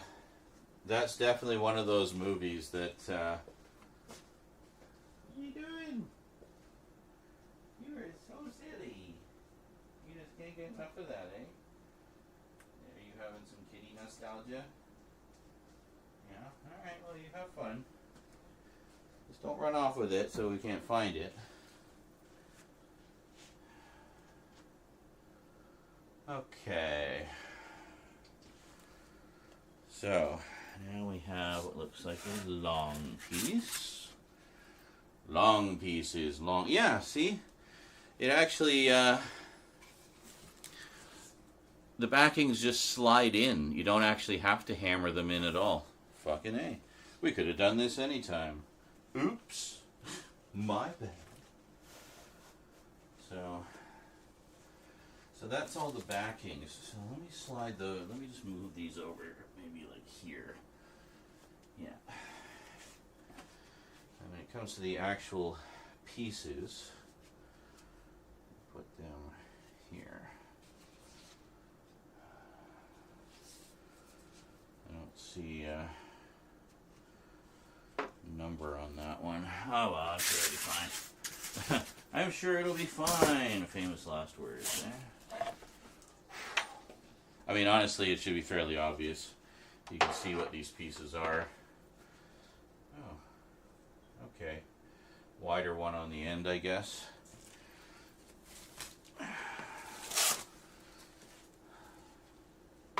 Watch, why they didn't give us any instructions. Okay, that's individual shelves.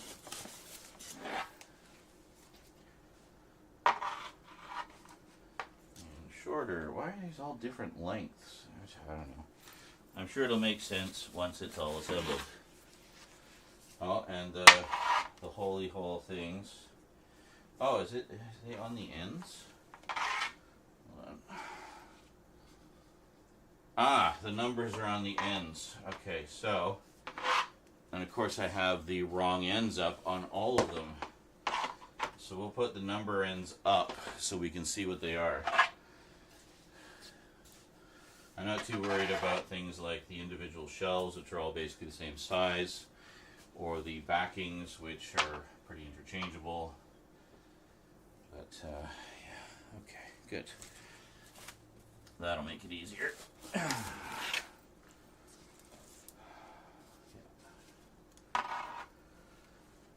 Whew. This one, and there's the rest all shelves. Yeah.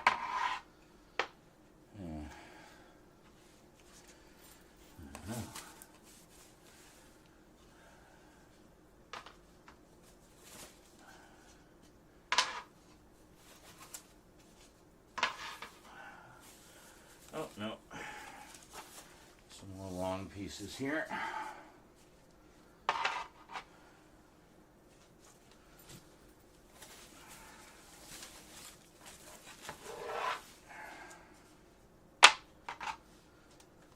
This will be my workout for the day. Holy shit. I only have 4 shelves. Are some of these shelves, maybe? Probably like center shelves, maybe, for like added support. That'd be my guess. Some of these will be center shelves. Oh, there we go. We got more shelves under here. Oh. And after my big speech about where the numbers are, I put these both the wrong way around. Perfect.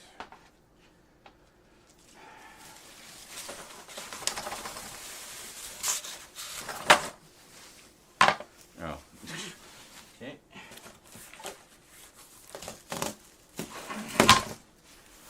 That's all the screws and stuff. And then we got shelves. Yeah, this is different than the pre-pack ones. The pre-pack ones had longer shelves.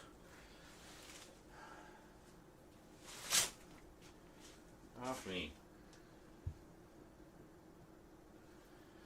Yeah. And,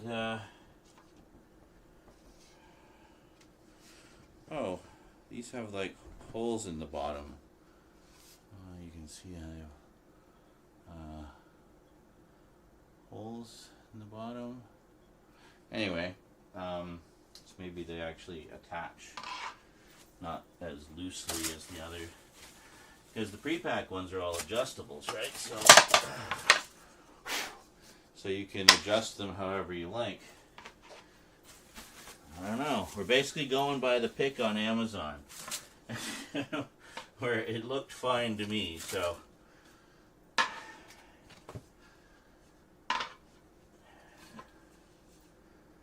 yeah, I want to get all this stuff in so I can seal the box up again and keep the cats out of all the styrofoam, basically. Plus, also it means we have all of our parts ready to rock, you know? We definitely opened this the wrong way around. Oh well, that's fine.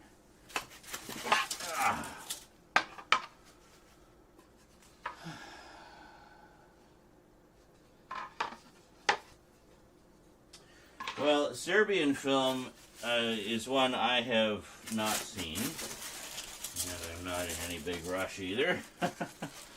I will be quite content if I never see it. But it's certainly one I know by reputation. And the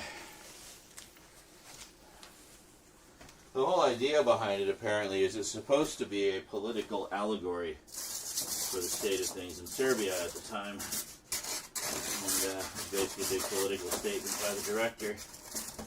But yeah, some people didn't quite see it that way. They said, actually, this is just really fucked up. Whatever your reasons for making it. So, yeah.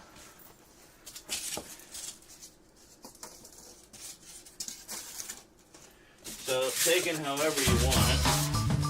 As horror film, as political allegory, as shock film, as curiosity. Woohoo drunk shelf building. Whatever the case may be. It's one that, you know, I know enough about it to know that it's not really my cup of tea. Which is funny, because I actually do watch some pretty extreme stuff sometimes. But, you know, it's going in knowing what I'm in for, right? Like, that's what I'm there for. I don't need, like, to be beat over the head with it. Okay, shake out the last few. Ugh.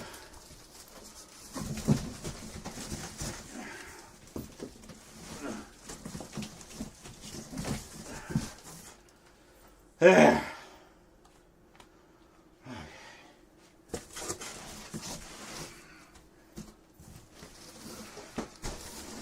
There.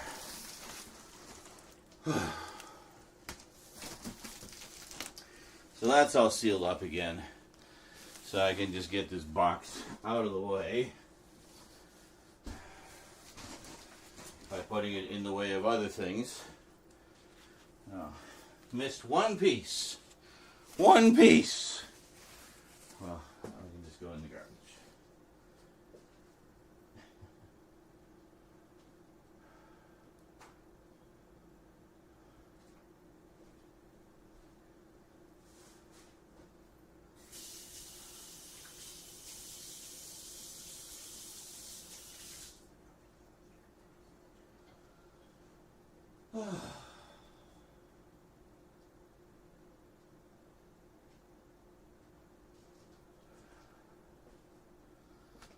So I didn't see anything that looked like a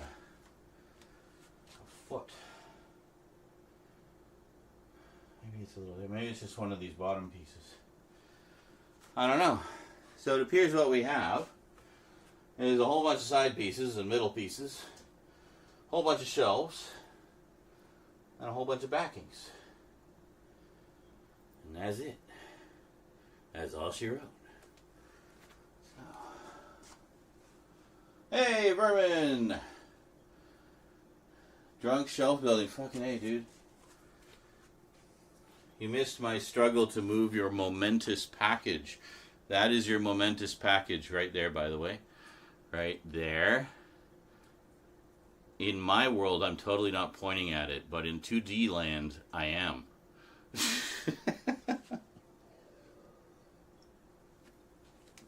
So I had to move it because it was here. And here is where the new shelf's supposed to go. Also, I was thinking, I'm more or less done with it for this year. You know my my coffin prop? I was thinking of moving. You guys are staring at the floor. See, right now I have the horror character dolls in here, so like the two Chuckies and Sam. But I don't like having them hidden in the back there. But if we look over this way, yeah, you see in the corner there my coffin prop? It's huge. Like, you can see how big it is. It's like 5 feet tall. That thing's massive and unwieldy. So I thought, since the shelves, due to the placement of the plug that I need access to, will be away from the wall, it leaves a big gap of space in the back. And I thought, well, I could put something in there. It's going to be a bitch to get out. And like, well, I'm not planning on doing much else with the coffin at the moment, so I could just put that in there. I don't know. Or not. I might find somewhere else. You know, I might actually already have another place for it now that I think about it. Because Rose also has a bookshelf, which you might be able to just barely see right there.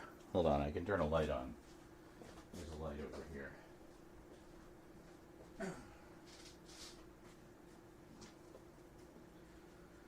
There.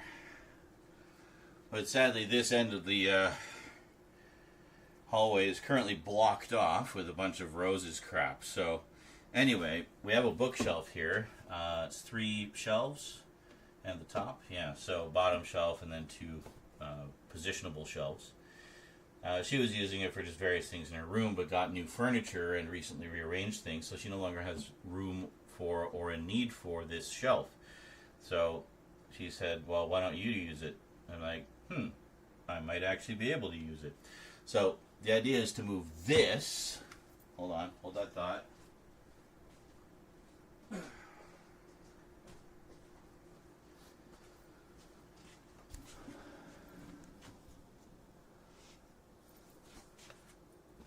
Here. So it will sit kind of, across the ends of the 2 back-to-back shelves, right? And then on top of that, the top of it can be used for displays or maybe the horror dolls, yeah.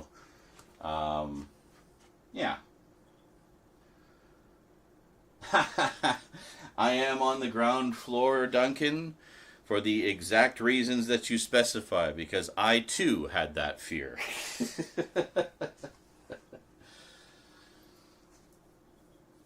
Wet and windy. Yeah, we've been getting, a decent amount of rain, which isn't uncommon for this time of year. We have had some snow. None of it has really stuck, though. It's just kind of like sprinkled throughout the night, and then it's gone by morning, so. I used to be up on the 3rd floor.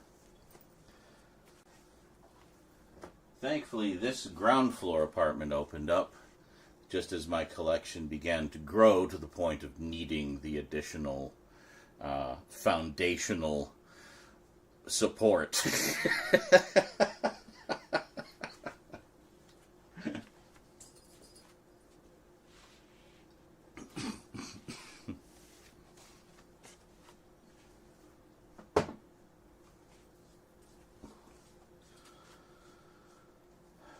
What are you doing?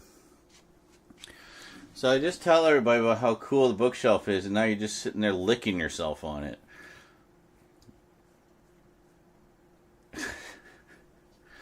Well, anyway. We've had an unexpectedly large amount of cat action in this stream. I hope you've all been enjoying that. The little hams. Oh, Church. What's up, buddy? I know exactly what he's looking for. So I found it in the kitchen on the floor, and I just put it up on the fridge to get it out of the way, and so it wouldn't like carry it off somewhere. And now he's looking around. He's trying to find where it went. He's like, I was sure I left it in the kitchen. What you looking for, buddy? Church? Do you need help? Oh, I feel so bad for him. He's doing like deep investigation now, trying to determine where it disappeared to. Is this like a guy thing? You don't want to ask for help? You want to figure it out yourself? You're going to be figuring it out for a long time, buddy.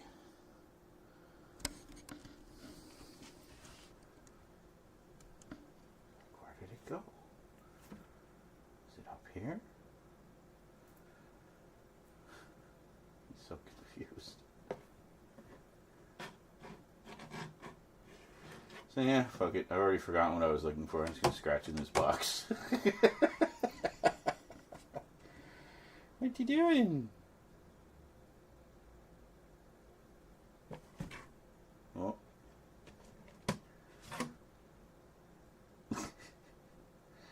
And the church emerges. Alright, well, here. I can't stand to see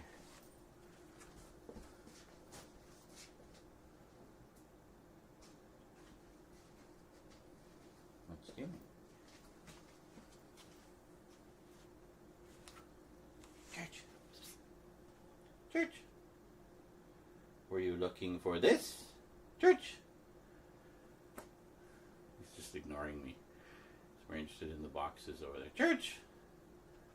Church! Were you looking for this? Were you looking for that?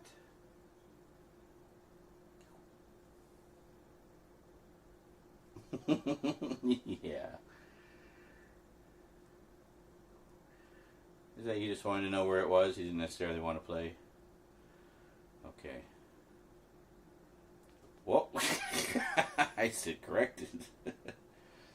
Oh, did you get it? Did you get it? Oh, oh. Oh, you got away.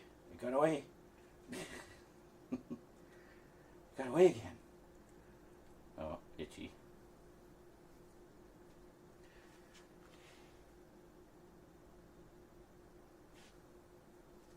Whoa. Good catch, buddy. Yeah, that was a good pounce.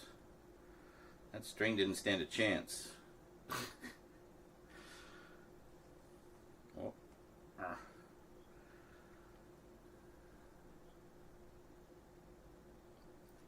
Oh, poor geese Eclipse over there, watching so intently. It's like, oh, I want to play with the string. Oh, you got it. You caught it somewhere. Paw or teeth.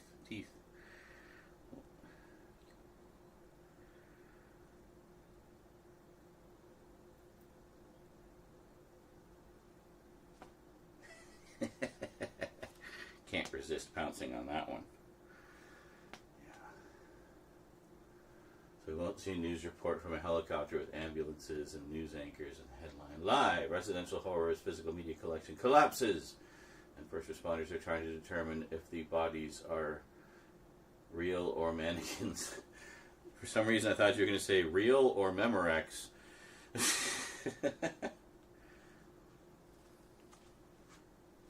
Oh. Oh. You caught him. You got him. Good job, Church. Good job. Such a good hunter. Yeah, our mighty hunter. That's right, make sure it's dead. Real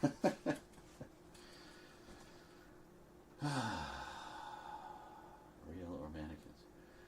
These interviews included all I heard was a loud creaking followed by a scream that sounded like, fuck, fuck, fuck! And one parent, little Johnny came home to tell me all about it. I found a copy of Sex World in his rucksack.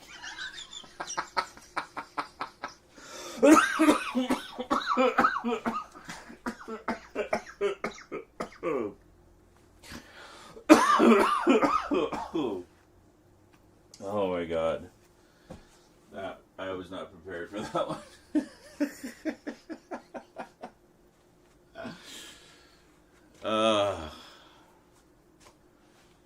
I love it when people call back to events from earlier in the stream. Just makes it feel like it's a real show or something.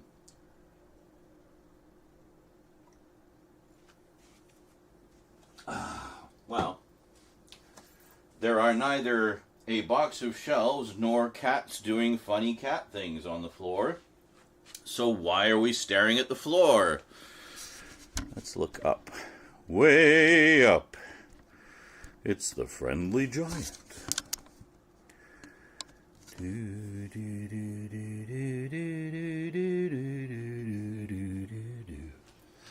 Alright. I apologize for the nostalgia gut punch to any of my fellow Canadians who are watching with that last little bit there. Sorry, not sorry. Friendly Giant was awesome.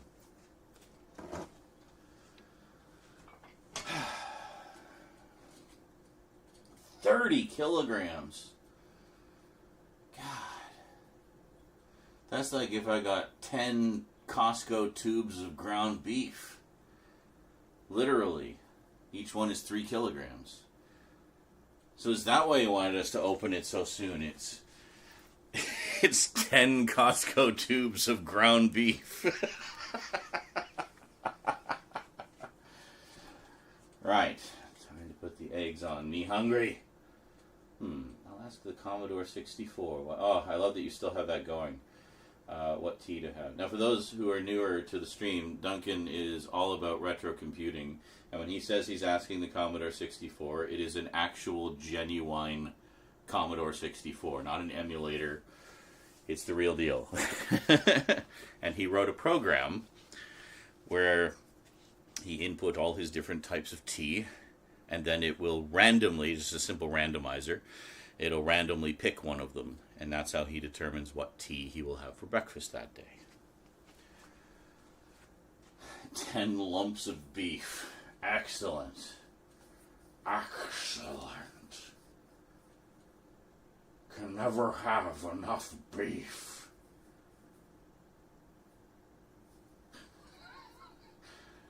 It sounded kind of like Nixon. I didn't mean it to sound like Nixon. But I guess that's what that voice is now. Excellent.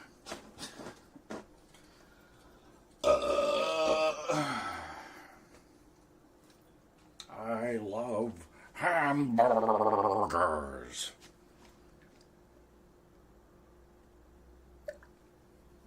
In my mind, that was a perfect Nixon impression, like flawless. Rich Little himself would have bowed down before me and relinquished his crown as the king of impressions. But really, was probably more like that scene in Ted, the series, where they get high for the first time, and in their minds, it's like they're the coolest of the cool, but in reality, they are clearly very high. I am not a cook. The beef will be raw. Nixon misquoted, yes.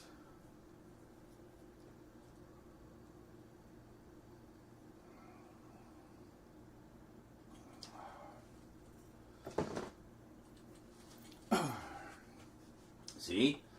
Says, yes, I load the program from a 5 1/4 inch disc, like the actual floppy kind of floppies, folks. Took the stream a while to realize it had a bug where it always chose Earl Grey.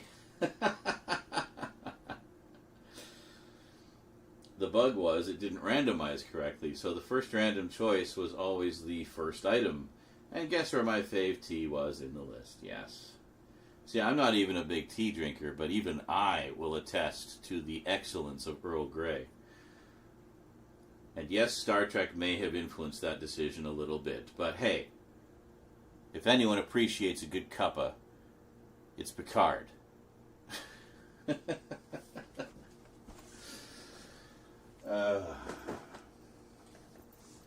I see I'm getting my idioms right. Cuppa is a cup of tea, right? And not a cup of noodles. Because here I think it's a cup of noodles. Like pot noodles. You know, Lister's least favorite food in the universe.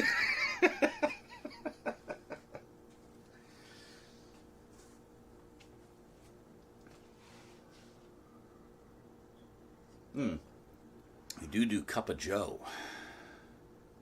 Cuppa, yeah. But see, with you guys, it's just you just say cuppa. You don't say cup of tea. You just say cuppa.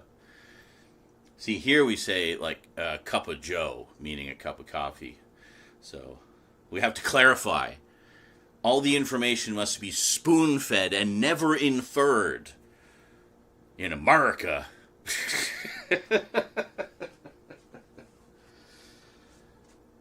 Cup of brew, yeah, a brew. See, a brew. Here, a brew is a beer. I guess because beer is brewed. but yeah, the common vernacular here is a brew means a beer. And a cold beer, not that warm shit you guys like.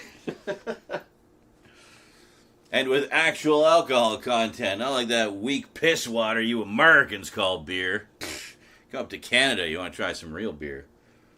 Please do. We're very friendly. We'll give you beer.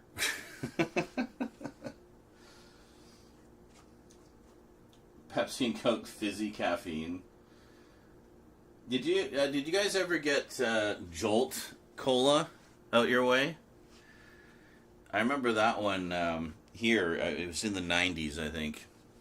I might be dating myself a little bit, but Jolt Cola was essentially your fairly basic cola, but with I think it was 3 times the caffeine of the average cola or something.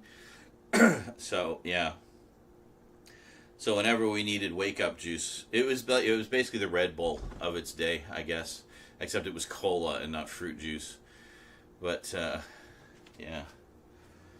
Canada should have UK type beer. We have the best alcohol. Oh, there you go. I mean, I don't really care one way or the other when it comes to beer. I'm more of a rum man, as you guys know. So you guys drink whatever the fuck you want. Warm, cold, lukewarm, piping hot with your piping hot gazpacho soup. Whatever the hell you want. If it brings you pleasure and you're not hurting anybody, then good. Good on you. Tab. We have had Tab here before. Is that what it was? Clear Coke? I never had one. So, no Jolt. Do an energy drink brand called Bolt, though. Okay. I think our sugar laws probably wouldn't allow Jolt. Oh. Well, it wasn't so much the sugar, it was the caffeine. That was the, like, excessive quotient. Hey, Wolf Den, how's it going, dude? So far, we have unpacked the shelves, and I'm on my way to a very nice buzz. I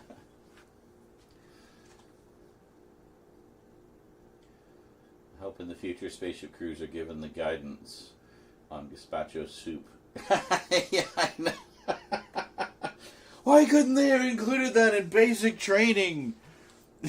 Instead of scrambling up ropes and shit. Just once they could have said, gazpacho soup is served cold. I could have been an admiral by now.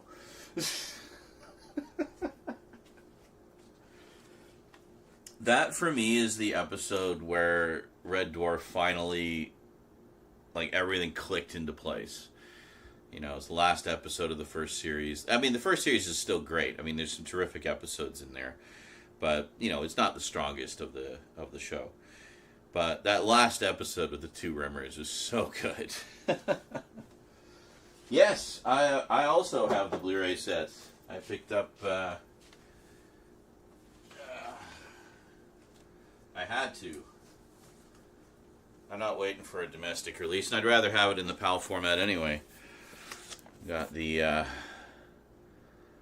it has series 1 through 13... And it has the Smeg Ups, it has the Body Snatcher collection, and as far as I know, all of the extras from the DVDs have been ported over. But yeah, my next rewatch, which I'm thinking I might like to be very soon, will be from these bad boys.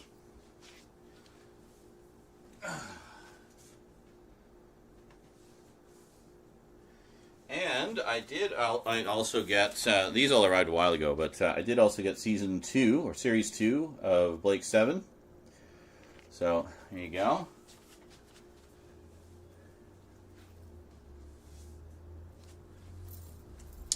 Yeah, I have a whole bunch of British stuff on the way, actually. I placed a big order with Amazon UK earlier this month. One that I know you're going to flip your lid over, Duncan. And it's one that both you and I were waiting a long time for. I don't know if you got it yet, but I know it's one that was on your radar as well. So, yes, I won't spoil it now. But if it shows up, I'll show it in a stream before, you know, probably long before doing the update video. Red Dwarf News, we are getting the prequel as a book. Okay, cool. And it is rumored that we will be getting more Dwarf again. So Red Dwarf Titan comes out soon. Oh, very nice. Still need to get Blake 7 Series 2, yeah. Yeah, and series, I mean, I think Series 1 and 2 are the strongest in Blake 7, for a variety of reasons. But, It's been a long time since I've watched the later episodes. I'm looking forward to revisiting it. But, yeah.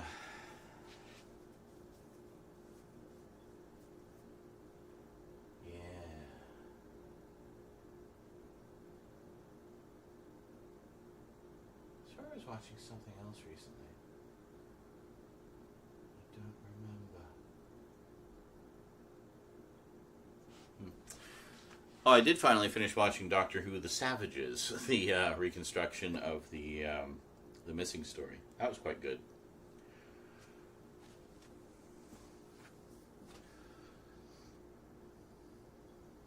Very nice. That'll be the first new Red Dwarf book in quite some time.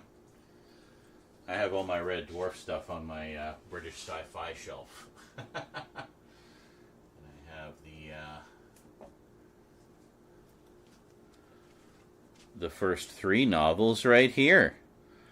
Got Infinity Welcomes Careful Drivers. Oh, no, sorry. Infinity Welcomes Careful Drivers, Better Than Life, and Backwards. So it's book 1, book 2, and book 2. If you know, you know.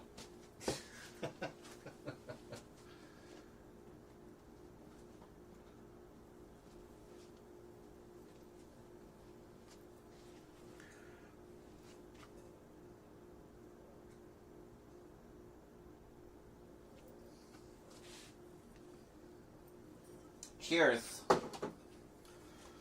Well, I guess that means I need a refill. And then,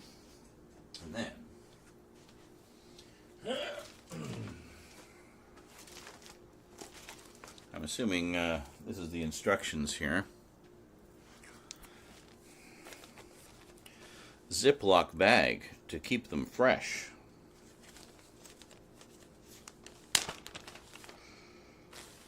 $95% on the tomato meter, certified fresh. Fucking hate rotten tomatoes so much. Let's see. Yeah, okay. So it looks kind of like that when it's all done. Kind of like that. So that's what I was saying. It's like it's kind of like a mix between the two, right?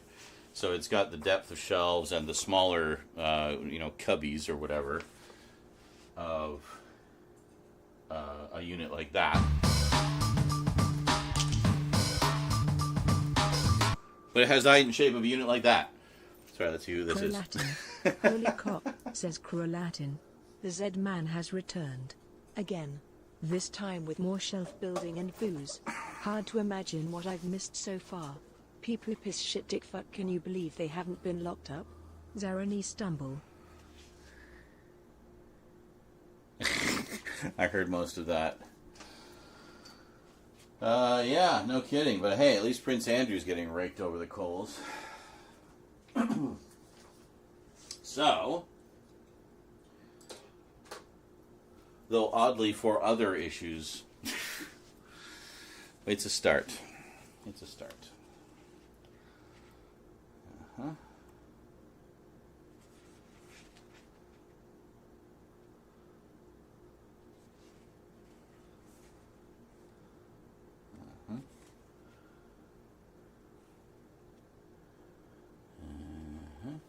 Showing how those locking turny things, yeah, like IKEA furniture uses those. Ah, here we okay, good. I was getting worried. I wasn't seeing any diagrams. We have diagrams. Okay. Good.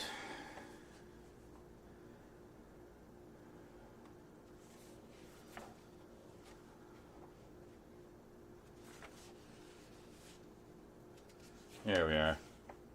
Okay. Interesting.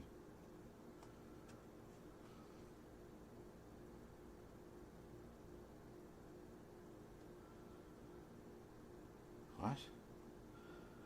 Why does it oh, I see. I was like, why does it show the assembly of 2 different shelving units? Then I realized, well, there's the top, then there's the middle piece, which is for added support, and then there's the bottom, you dummy. So, yeah, now I understand.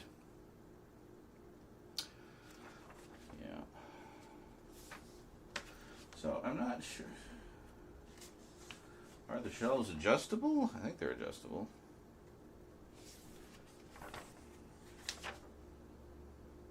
Jesus.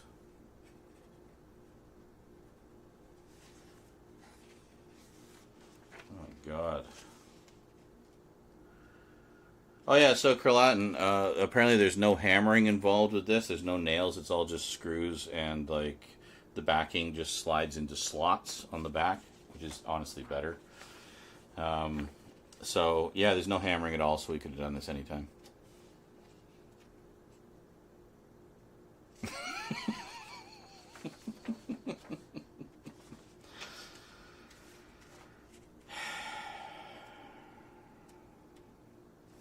I don't even know what half these pieces are. There's like these weird clips and clamps and shit.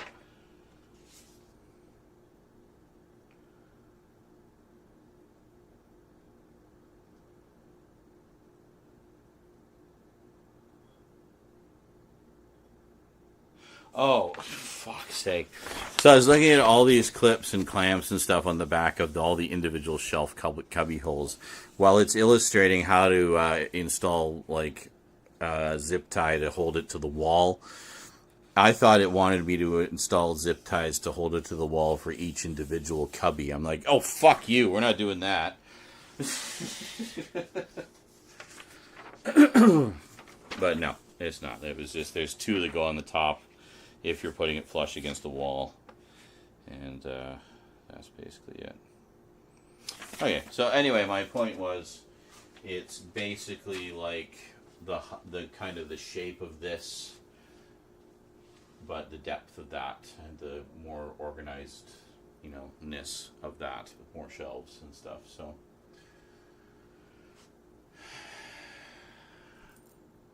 yeah.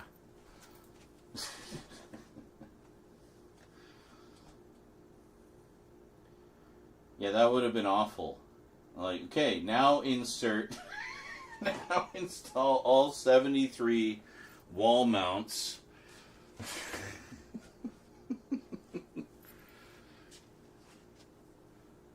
Before you die of starvation. Yeah, anyway.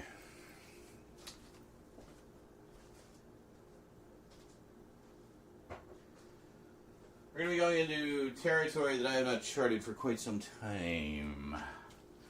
Namely, not only are we having rum and coke, but I also popped 5 edibles right before the show.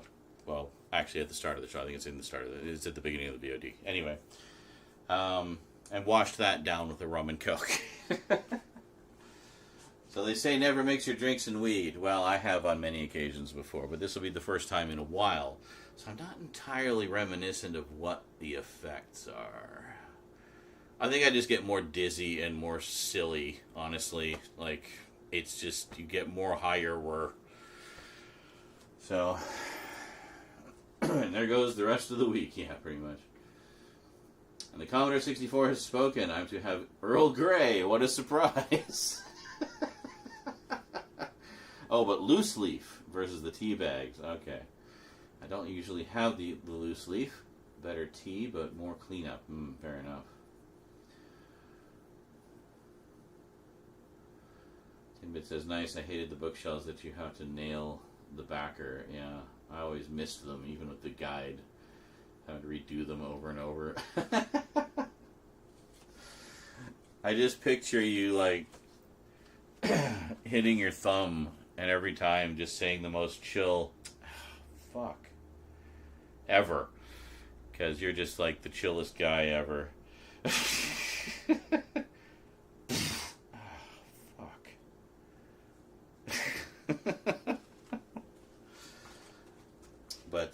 But yeah, it's actually pretty neat. You can see, like, on here, this is one of the side pieces, but you can see basically the backing. There's a notch here where it just where are we here? Yeah, there's a notch, so it just slides right in there, and that's it. You don't have to worry about it. And it's all, like, you know, measured so everything just fits. But you do still have to do, like, the you know, put the screw thing in, or put the screw thing in the one piece, and then the locking mechanism on the other piece to hold it in place thing. That's fine, whatever. I mean, it seems like everything uses that nowadays. That's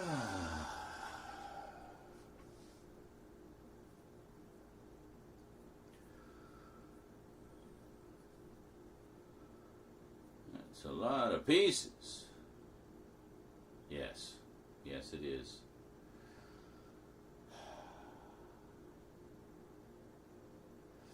I was thinking good drunk food would be to make homemade pizza.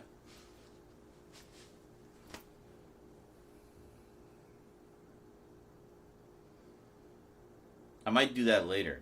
For now, though, I think I'm just going to go have an appetite suppressant, i.e. a smoke. And then, let's get started on the building. This shelf ain't going to build itself. Oh my god, dude. Okay, the last time I answered this, you never responded that you had received my answer. The answer is this. Nothing has happened to them. They have been completed or are in the process of being completed.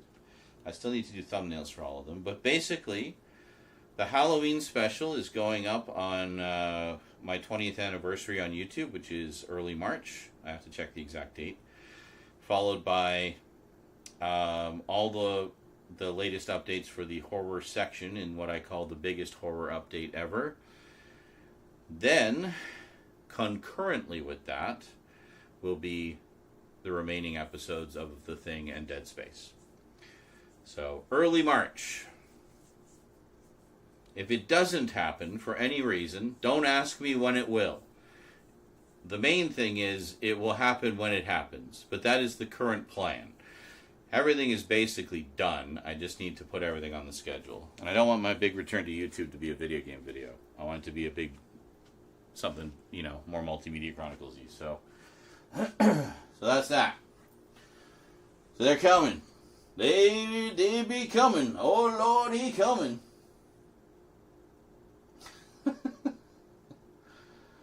Going to grab some breakfast. Yeah. So basically, what I'm doing right now is, in addition to getting those all prepped and ready to go, editing other video game videos because I'd like to have some regular gaming videos again. As to what those will be, you'll just have to wait and see. But I promise you, going forward, I will not post a single frickin' episode until they're all edited and done and ready to go, so we don't have a big delay in the middle over and over again. Except with Skyrim, because Skyrim is so huge that basically I'll just post episodes when I post episodes. With those, I usually do a big batch of like 10 or 20, post those, and then I don't feel like editing more, so I just don't post anymore. Yeah. That's what happens when you're a one-man show with ADHD. Well, AUDHD is, you tend to get bored or burn out, and, you know, yeah. So you got, as far as productivity goes, you got to kind of strike while the iron's hot, you know? It's like, okay, I feel like working, so I'm going to do as much work as I can. And, well, hey, that's how all those updates got filmed, was I took advantage of that and turned it to my advantage instead of being a detriment. So that's something I've been trying to do more of, is just to kind of get back in the swing of things. Embrace the excitement when it hits and be super productive. But, yes. 2006, let's see, that's good. So now you're going to enjoy the Halloween special then, because there's a lot of callbacks and a lot of very sneaky Easter eggs in there for that really only long-time viewers are going to fully appreciate. So, yeah, I hope you'll tune in for that. That one will actually be a scheduled live event, so for its premiere. So it'll be like a YouTube premiere. I will be there for that, at least in text form.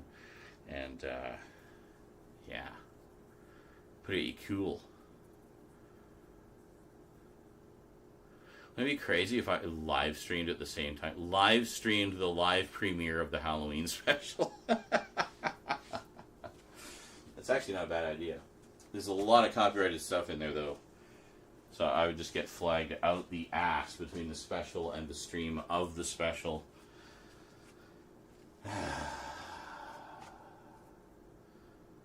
But yes, anyway, it is still, the Multimedia Chronicles is still alive and well. It has only been resting for a little while. But we're about to come back with a vengeance. Hopefully, if all goes according to plan.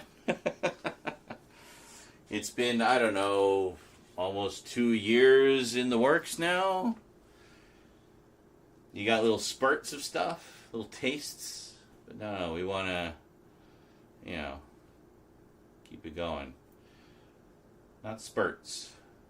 We want to flood. So, time to go to work. All right, have a good one, dude. Out there in Amsterdam. Do it. Yeah.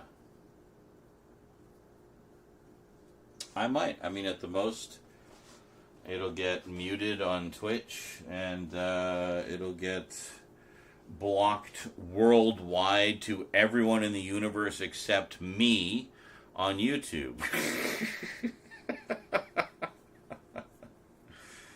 So, yeah, that's cool. Yeah. The HD Rants and Multimedia Chronicles videos. Was that how you stumbled into my world, Duncan? By way of the HD Rants? Many did.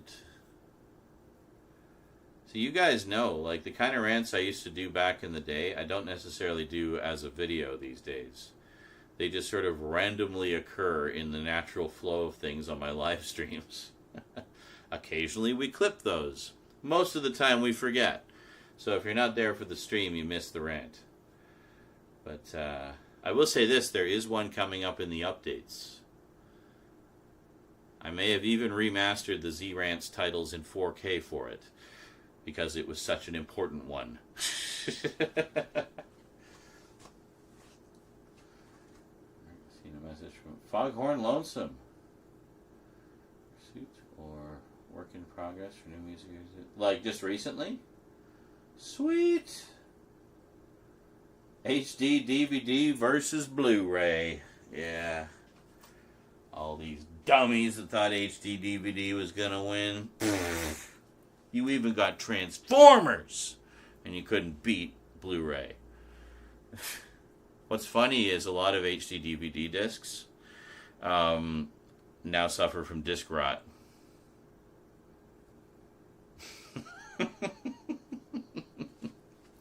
Great. First video I found was your lasers. Oh, the lasers with Laserdisc, the format no one respects. Yeah. I moved into this house in 2012. I painted the walls, etc. I would have your extended day in the life video playing on the TV. Nice. Nice. People enjoy those. Well, I mean, that's another thing is these super duper uber length videos that I'm putting together for the the return week, I guess we'll call it, and anniversary week. Will be ideal for people who like to do that, because there'll be a variety of stuff in over 6 hours. Should be about the same length as the day in life, I think, if you watch all 3 parts. So, yeah. Back in the day, I probably would have split it up into 2-hour chunks. But I decided, nope, let's push the limit. Let's go as far as YouTube will let us. And as it turns out, that was about 7 hours. So about 7 hours per part. So the plan is there should be 5 parts. The Halloween special and the 4 omnibus editions of the updates. So, hey, there's my syndication package of 5 programs, right? 5 feature-length programs. So that'll be a hell of a week. Hello for a week. Right, Sam? Yeah. Sam. Why have we not had a sequel to Trick or Treat yet? Seriously. Come on. Come on. That shit was gold, yo.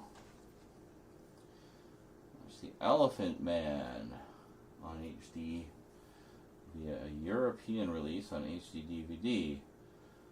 Oh, watching Total Recall as well on HD DVD first. Kind of have to. At least, like, HD DVD was region free. Ah.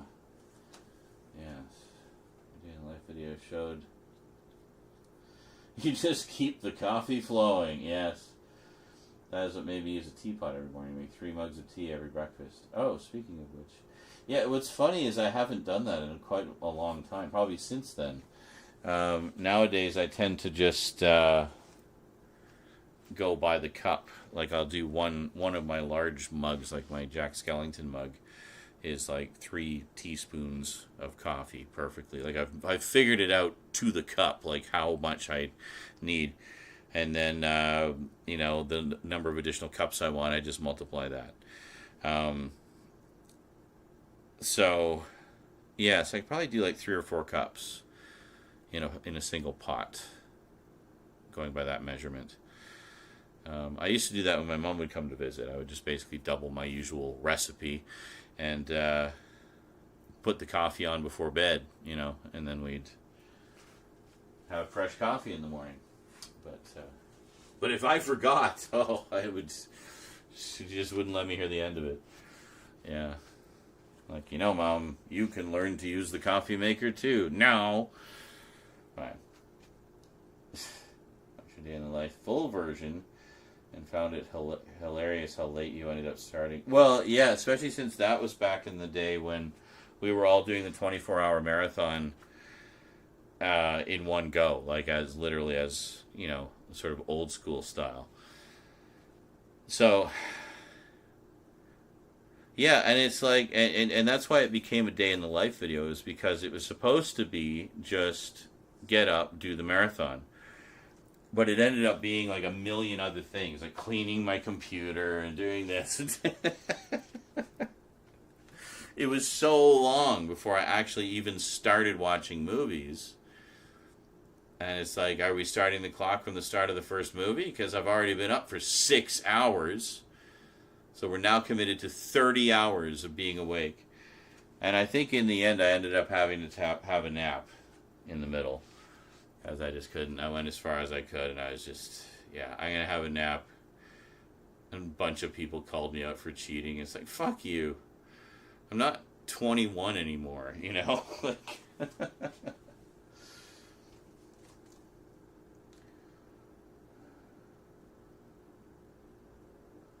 they did, yeah, I remember that. But it was only the remastered edition. It wasn't like the later Blu-ray edition we got that included both the original and remastered.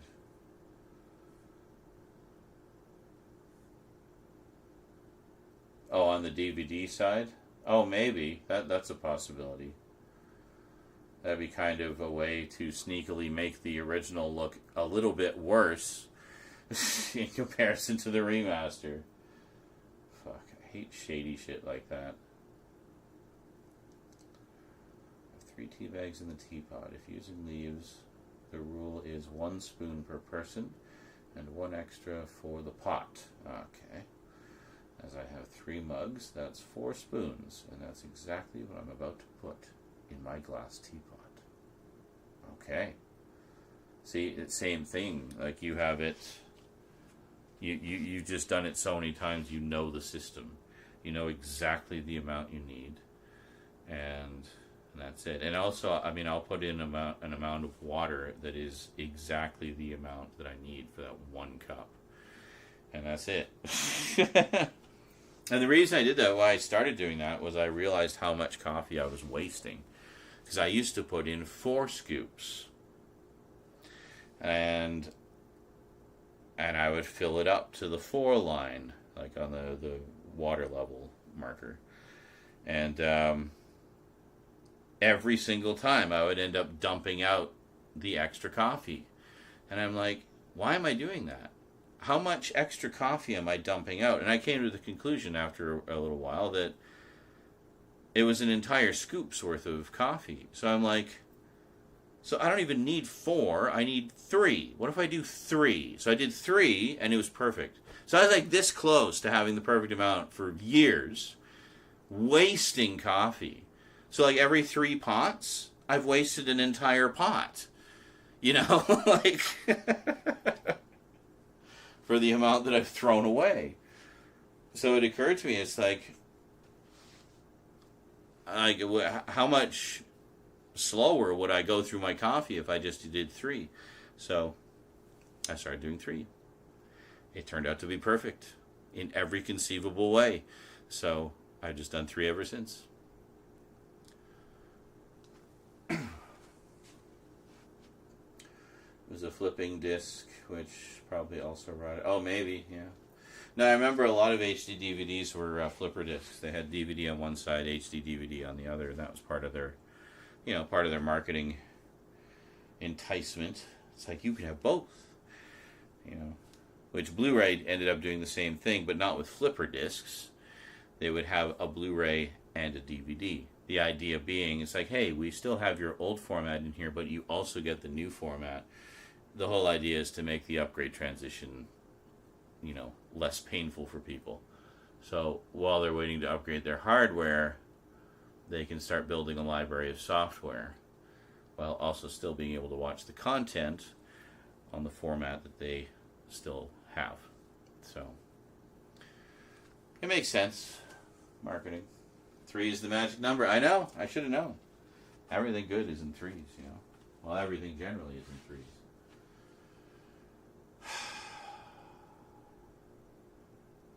I should have known. I should have known. Anyway, I'm going to go smoke and refill my drink. And let's figure out step 1. It was looking fairly straightforward when I was flipping through, and then it started to get really convoluted and complicated and weird. And just like images started flowing together, and oh, it does want us to do some hammering. Where? Oh, it's pretty basic ass hammering though.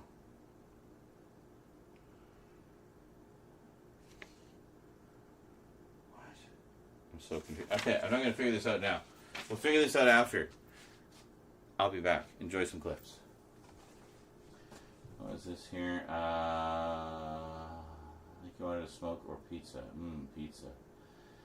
And it works. I bought loads of 4K BD sets before I had any 4K capability. Yeah, exactly. Because you knew. It's like, oh, well, when I get a 4K player, I'll have a bunch of things I can watch. I still do, is I like having multiple options. Fair enough. Yeah, so do I, actually. I'll buy like a 4K Blu-ray set. I'll rarely buy a Blu-ray DVD set, though. Also, I can rip the Blu-ray, but not the UHD disc. Yep, same on the rare occasion I need to, which is rare. Twitch builds a shelf. Oh, God, if you guys controlled it, I'd be doomed. Alright, I'll be back. Enjoy some clips.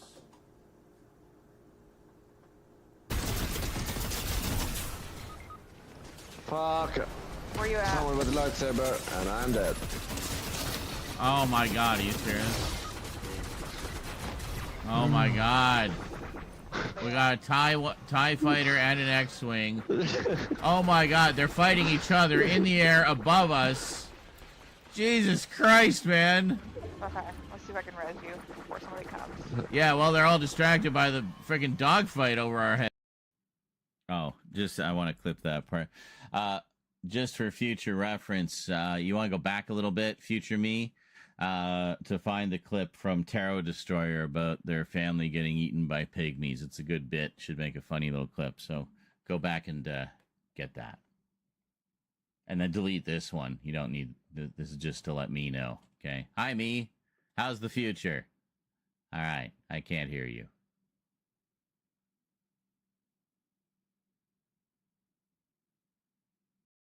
I've also noticed they don't really skimp on the meat like a lot of canned soups do.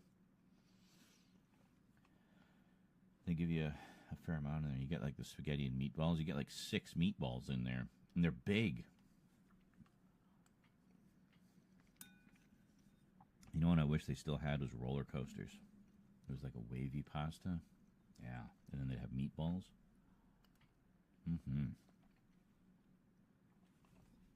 That was good shit. I don't think they have that anymore.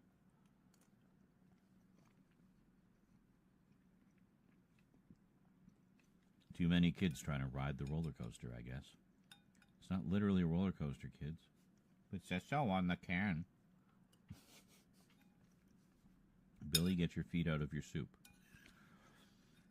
So it has the sprinting and mantling and stuff, so, you know. Like, there was a point where, like, how you drink a half pot where it pops the lid, and, like, that was, like, oh my god, brand new. Yeah, I know. Well, any kind of little new animation that becomes part of your regular thing.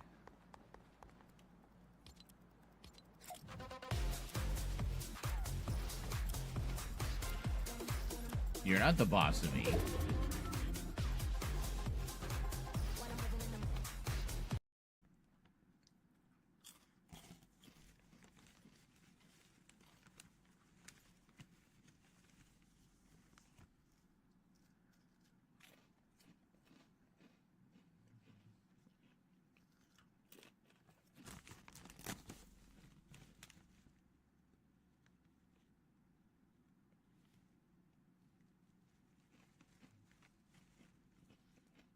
I just hear a strange sound. Now, are we able to... Okay, so we go here. Oh, Jesus!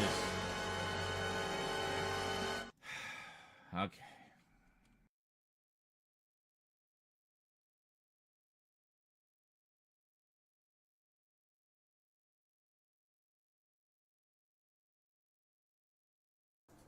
Yeah, I gotta move that mute button. Hold on. Well, you can find my little solve questions if you have, if you're a visual in motion learner. Huh? Why would you just automatically assume I'm a visual in motion learner? That seems very specific. Or are you talking about the instructions for the shelf? I think it'll be fine. I think I'm overthinking it because I'm intoxicated. So, it'll be fine. It'll be fine.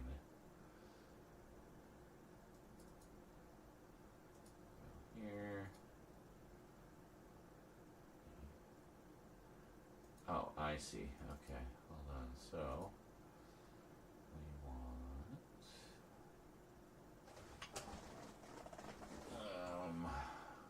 is it under volume control? Yes, input device control. Here we are. So do this.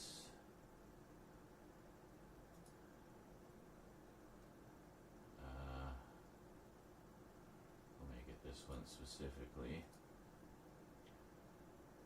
Mute. Okay, so now if I push this,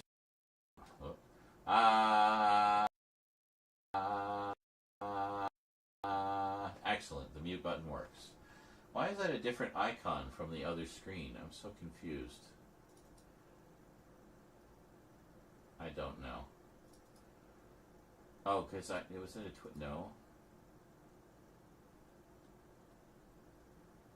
Is it an OBS thing? No.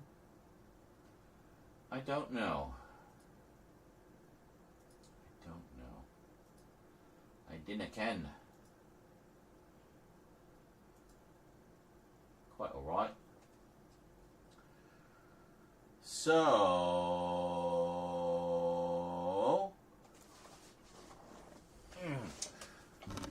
I gotta get another drink.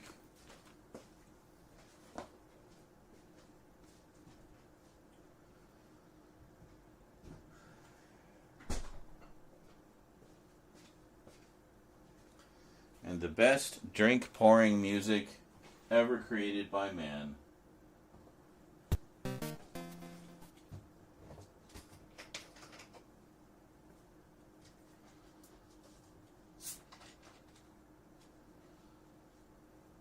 Why is it not? There we go.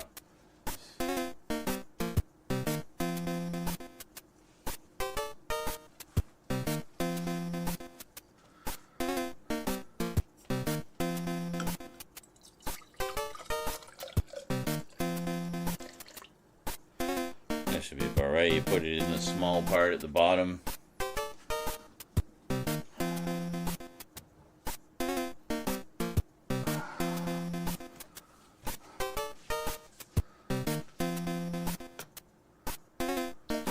This isn't awkward at all.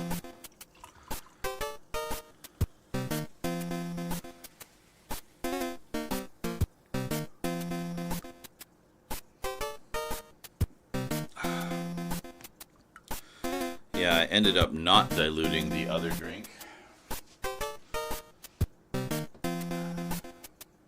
And just drinking it.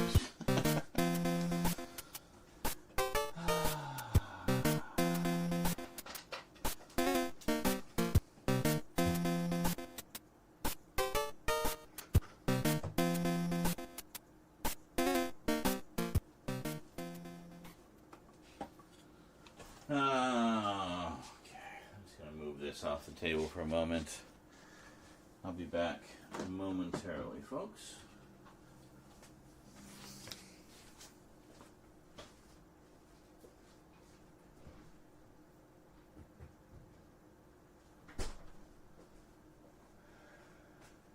Oh, hi, Church. How you doing, buddy?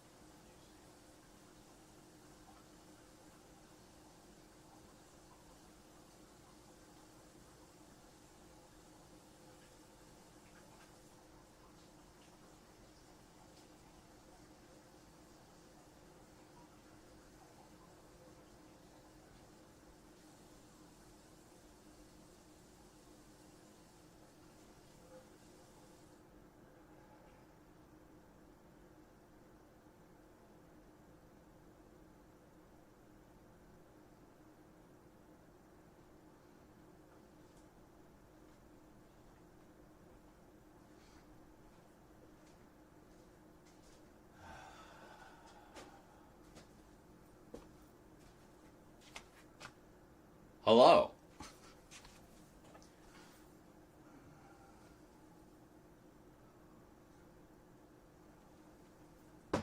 Alright, chit chat seems to have died down a bit, so let's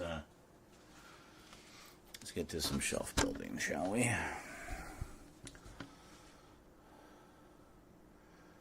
Yeah, I don't think this is going to be like overly complicated, but we'll find out. I need some tools.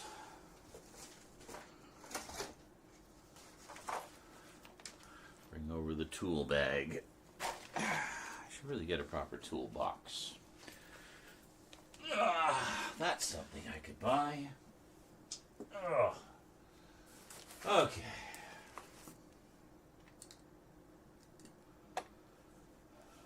Assuming this is all our parts.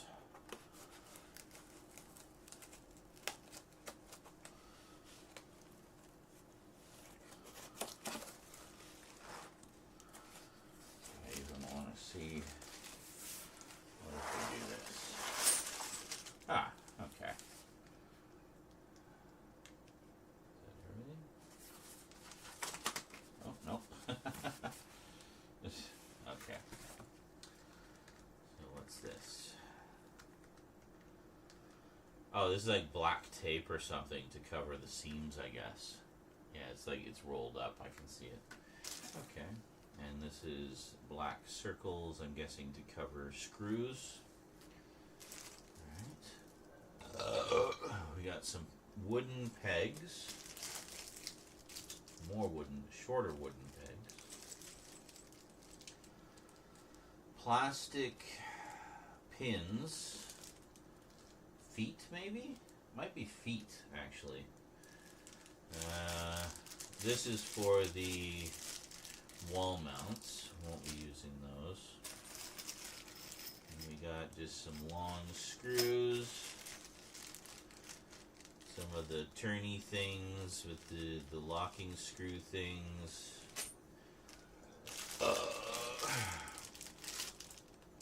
More wall mounts. Maybe they do want us to do all 65. Oh, Allen key, because I don't have a billion of those already.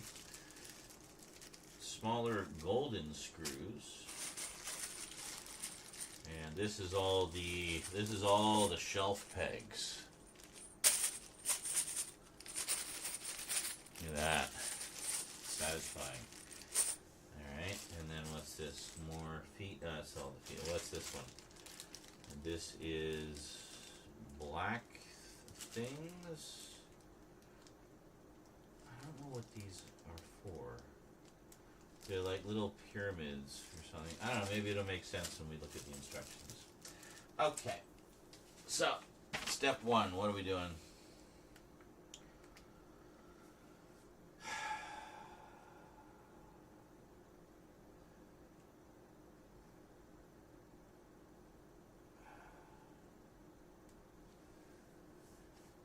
What?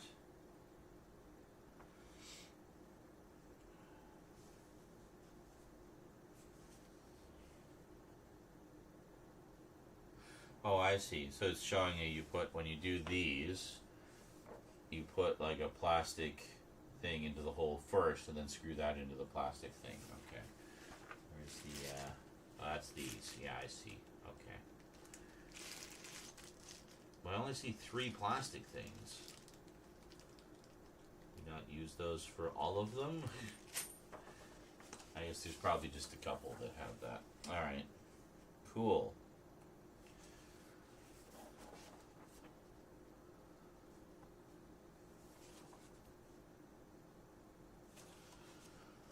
Okay.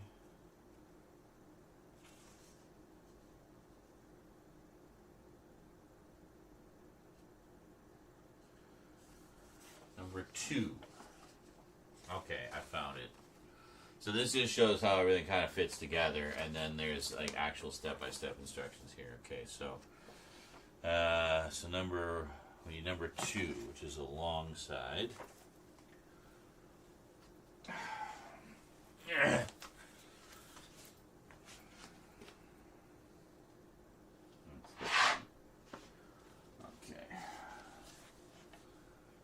And now wants us to hammer things into it. What? What do you want?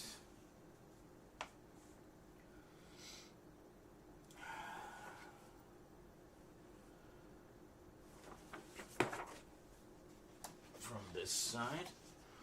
From this side, okay. So, for some reason,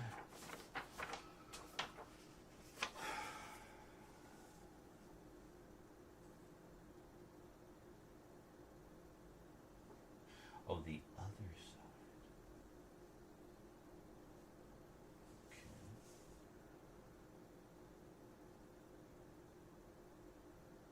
Why does it want me to hammer those in? There's no holes for it. I'm so confused.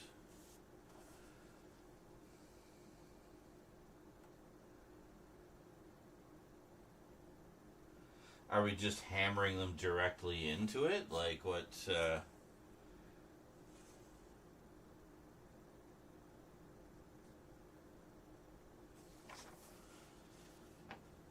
Step 1, already confused.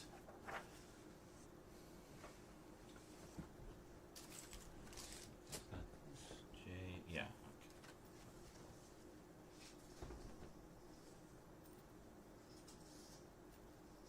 Okay. You got got your toy there again, buddy. Buddy. Hi. How you doing? You got your all-time best catch of the day? Hi. Very good, Church. Very good. Such a good hunter. Alright, well, we gotta figure this out. Let me just get some context here. Context is important to the autistic brain. So where does number 2 go? Okay, yeah, number 2 goes on the bottom. So it is the bottom piece. So it is feet. It's feet. So we hammer the feet into it. How many do we have? 8? And that's it. So this is actually as wide as it's going to be. That's good to know. Let me just check something here. That's one of the questions I had was how wide is it actually going to be? So this is actually the bottom. So it's going to go like this with the backing on the back and then the screws for the various things on the thing. So obviously you want the feet here, kind of in between everything to, prop it up off the floor a bit. So I just want to check the width of this. Yeah, so it is a little wider by almost like 9 inches than this one. So if we slide it in more, yeah, which means, yeah, I can't really go in much more than that because then it's more or less flush with the other one.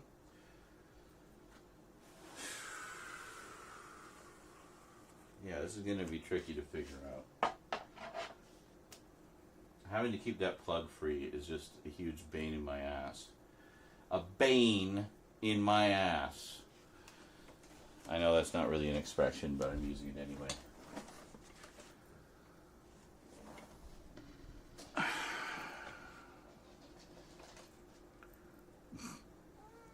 Yeah? What you doing?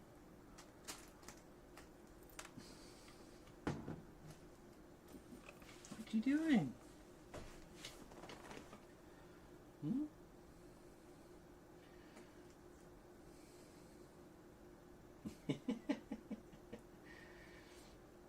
You are such a funny guy, Church.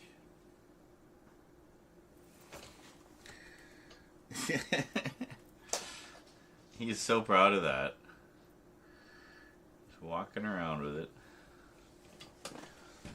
Okay. Well, okay, I think I have the context now. So we do have to do a little bit of hammering, which hopefully won't take too long. And this should be the only hammering that we need to do. The rest is all screws.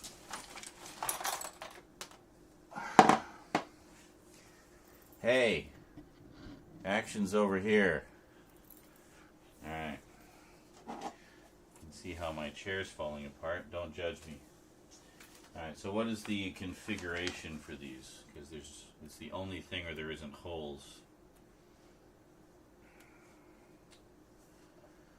Okay. So we do 10. So we do 2 here. Okay, and then 2 just kind of inside here, and then 2 just inside here, so it's close to the corners. I see. And then, so then 2 here. Or no, sorry, 2 here, then 2 here, and then 2 here. Okay.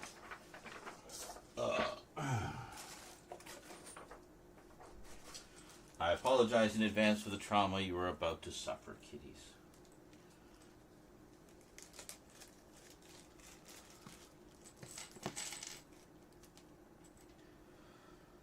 So there is a little bit of hammering with this, but hopefully it will be fairly gentle. Can we do this? No, that's not going to work. That's not how you do it.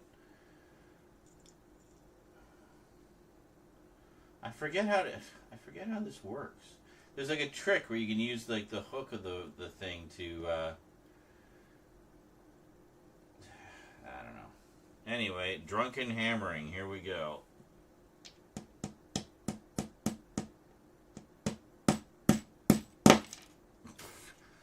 Perfect.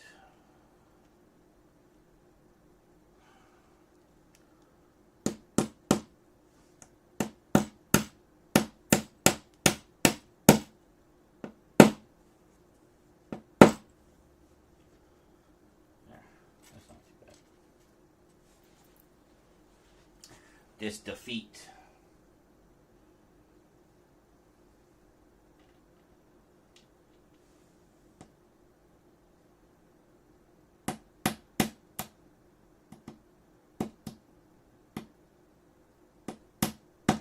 Fuck. I hate this. Yes, you guys are really traumatized, eh? Look how terrified you are.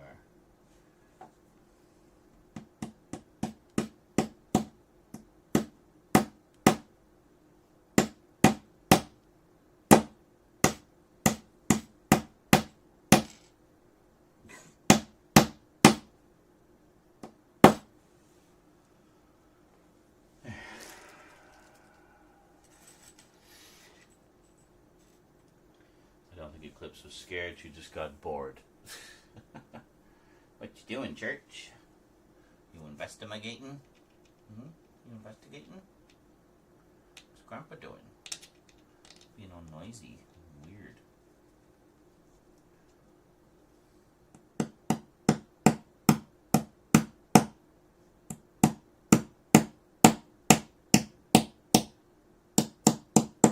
Fuck.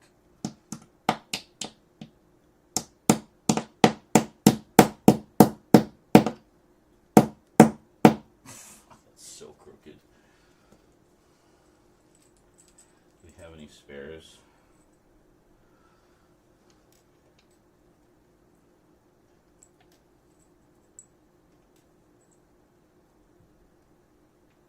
Yes, we do. I'm gonna take that one off because it's fucked. What the fuck even happened to it? Oh my god.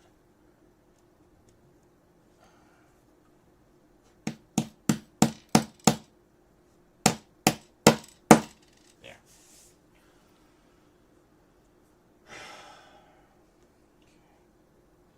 Thank God for spare parts.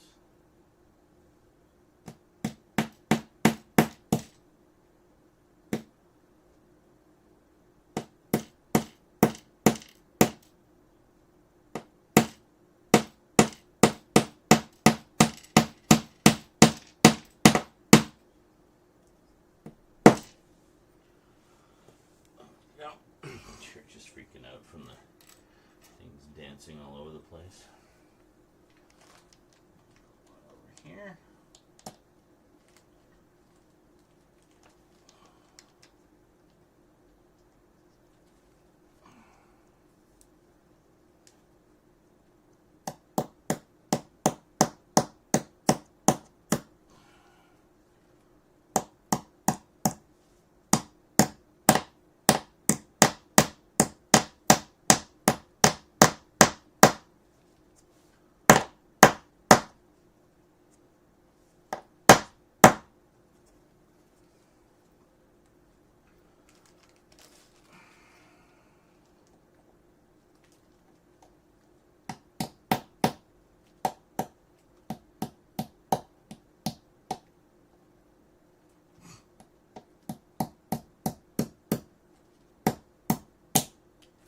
Fucking bullshit, man. Well, that's too fucked.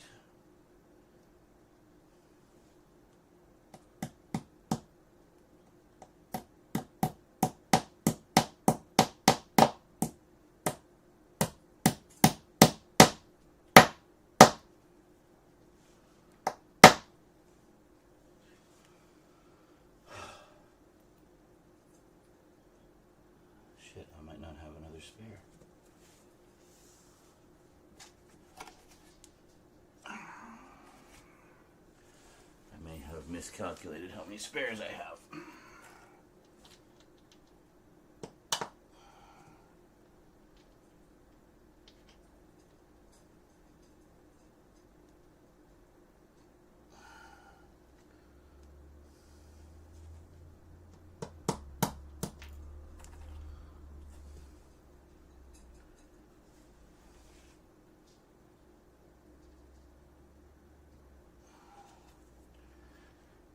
Supervise in church.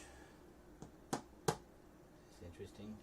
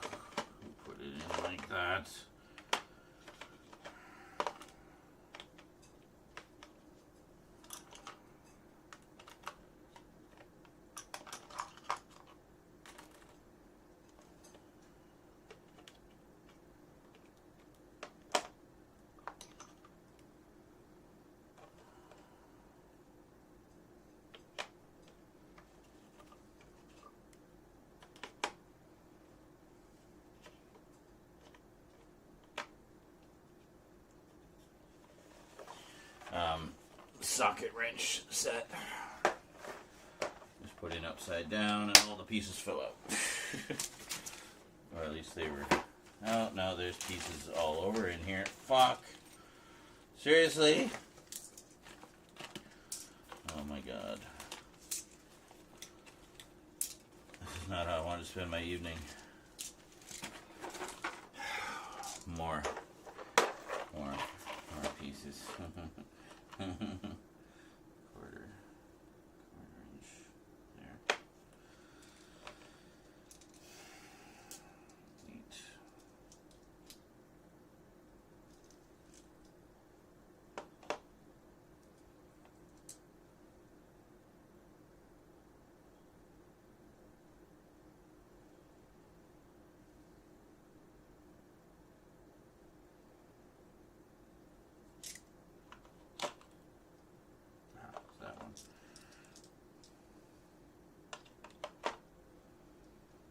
Church.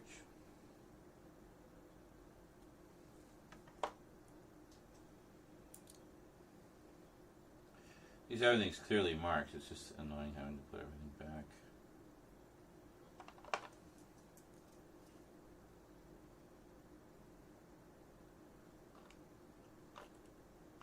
Are you sure that's 5/16? That doesn't seem to fit. That does not fit 5/16.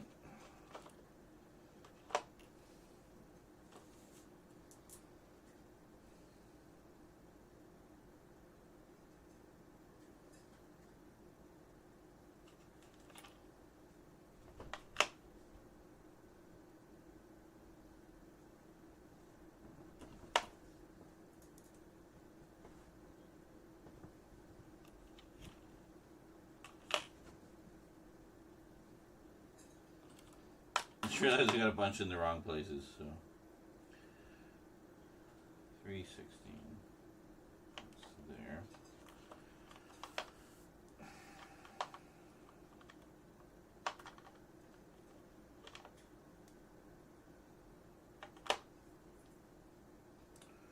$4 millimeter right here. What did we have in its place? 7 millimeter. Okay, what did we have in 7 millimeter? We had 6 millimeter. What did we have in 6 millimeter? We had 932. Okay. There's probably more in here somewhere. What was I even looking for? Oh, yeah, there's one. For fuck's sake. Never let anyone open your socket wrench set and dump it all over the place, because it is infuriating. 6.5 millimeter. Well, what do I have in there now? 5/16. That's one of the ones we were looking for. Yeah, there it is. Okay. So now there's only 2 pieces missing. Excellent.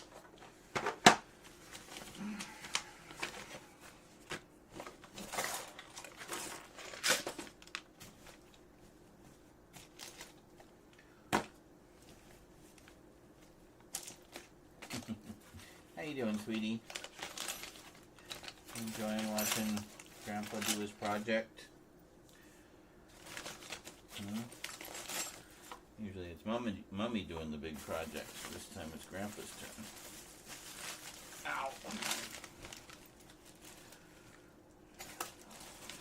There, that's one of the things I wanted. Here's the other one. Where are you?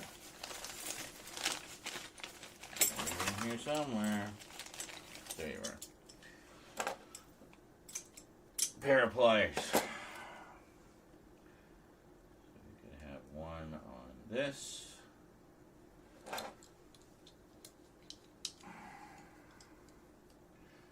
One on this.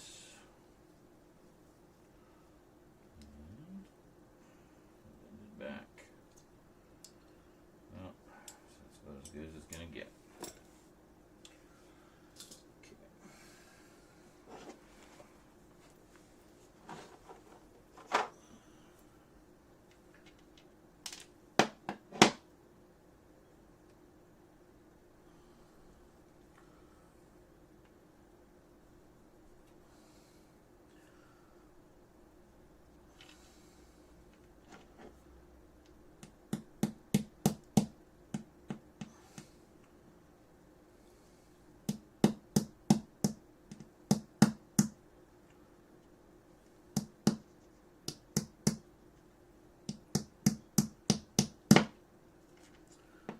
Seriously?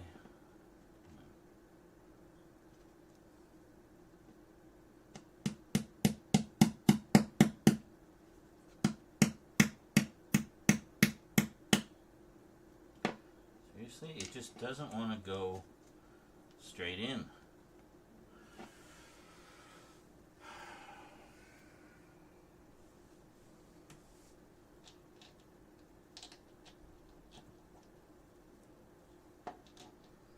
My fingers are just too fat for this, quite frankly.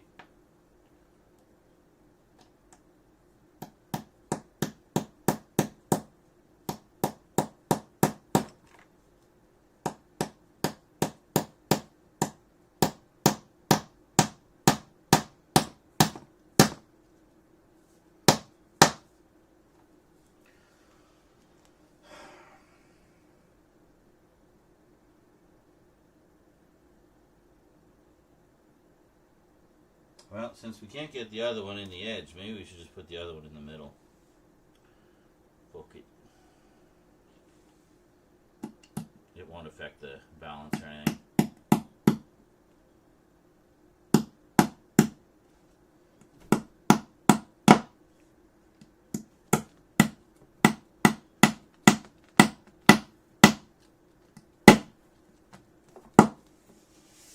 What you doing? Alright, fine. I'm okay with that. Yeah, that was it. We got one spare and I fucked one up and excellent. No one has to know. Next is what? Ah, yes, the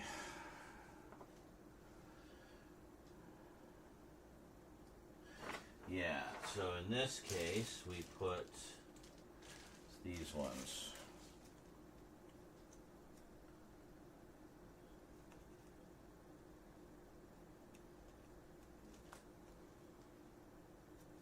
You see, like what I call the IKEA screws, where you put them through and then they screw into the locking mechanism on the other side, you know. Hold on, is that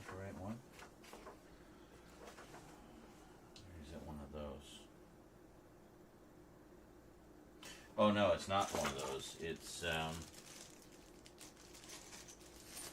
these ones, these long screws. Stay off the counter. Come on. You know better than that, Eclipse. Don't be going up on that counter now. Don't you know?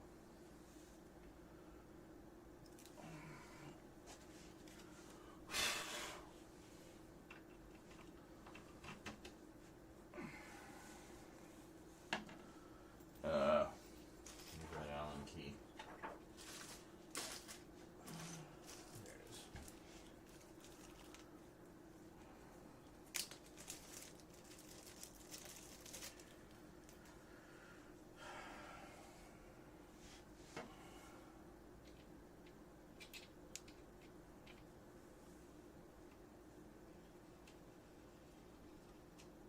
There we go.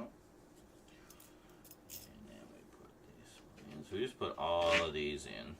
Yeah, most of them should just push right through.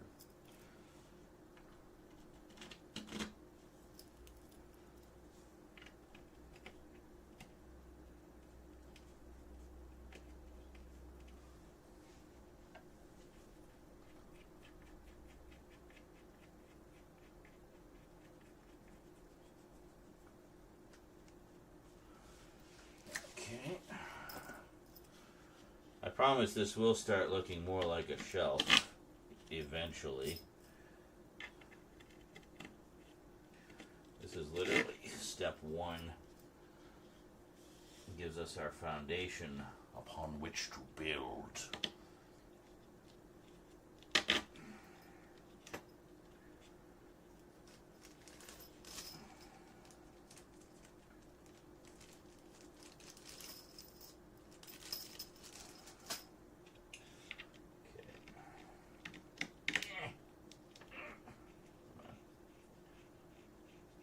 Get in there. That's what she said.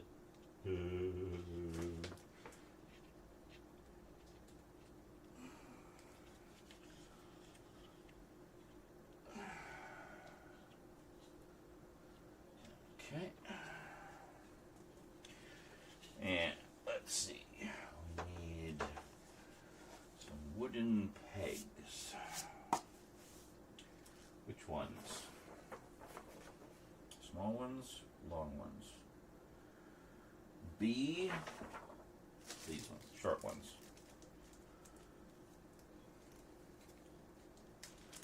So I think these are just really for added stability. So yeah, put these here. What's Grandpa doing? Are you helping? Are you helping? So helpful. Thank you. Thank you for your help, Church. I don't know how I'd do it without you, buddy.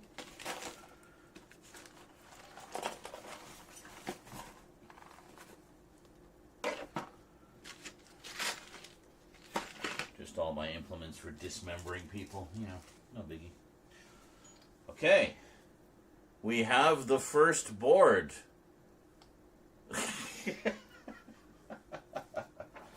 I think after this it starts to look more shelf-like. Yeah, so now next up we actually put some things in. Okay.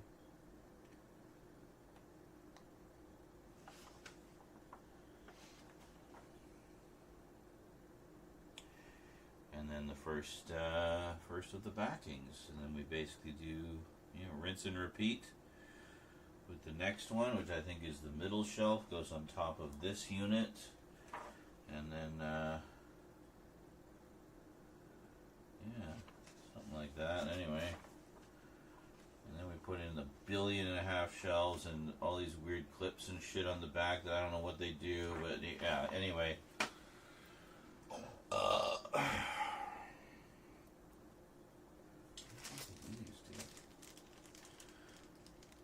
Little triangle clips, and it says you're supposed to like screw them into the back somehow. Well, I mean, I guess there is room there because it's not flush. Like the backing isn't flush with the back like it is with the Walmart ones. I don't know. I said socket, but I heard socket wrench set. That's right. Ugh. Ow. Oh. And Duncan is gonna have a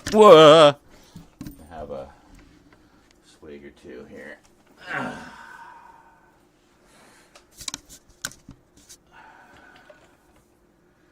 Are you cross-legged? Pretty limber if you are. Yes. Tend to be. Oh, when I was sitting there? Probably. Yes. Hammer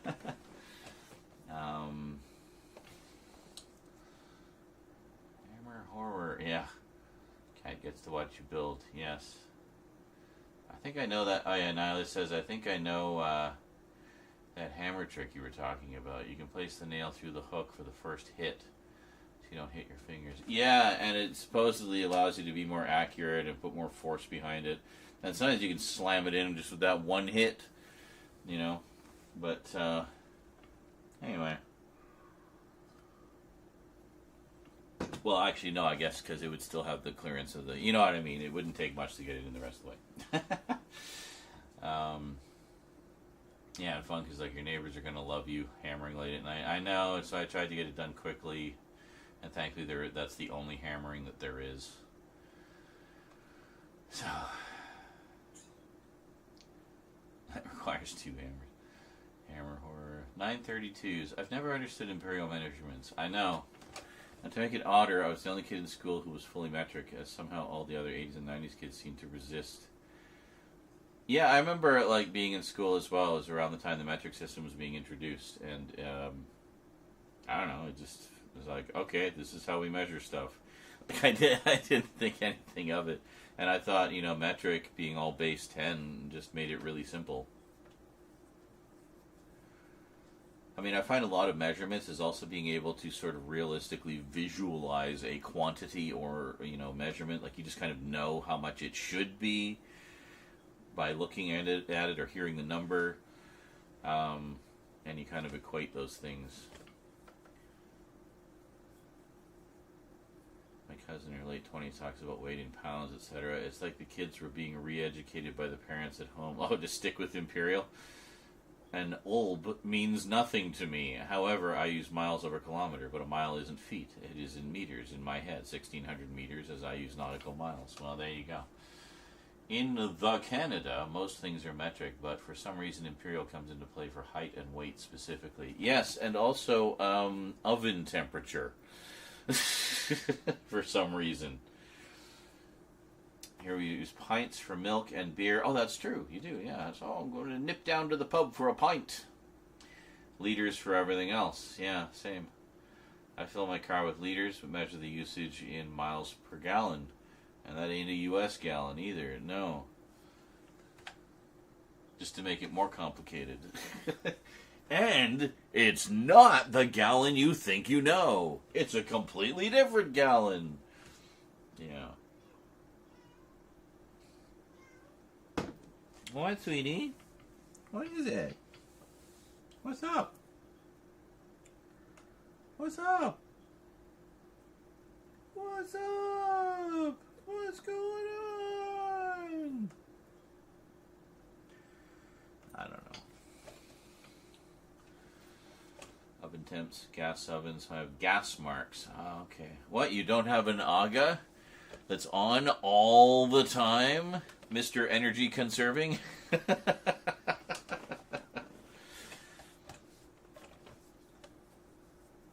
I thought those were all the rage out your way. Every oven has a different temp for each gas mark. I usually use gas mark 6 or 7. Well, there you go. See? Yeah, and you kind of get to know your own oven after a while, usually through trial and error. But they're all a little different. They all have their own personality. You don't have the room for an AGA. Yeah, my parents had, as I'm sure I've told you before, my dad and stepmom had one installed in their that big country home they used to live in. Yeah, I think I might have shown it in one of the videos. I'm sure I showed it in a video. But anyway, yeah, it was pretty neat. Theirs was navy blue. And then I remember rewatching Day of the Triffids, the 1981 BBC version, and when they're holing up in the country home in the last couple episodes, lo and behold, they have an aga. I was like, well, holy shit, it's an aga. I think that one was white, but it was unmistakably the same. They haven't changed at all, like, ever. They're just the same design all the time, but yeah, I remember it being pretty cool. Very easy to cook with.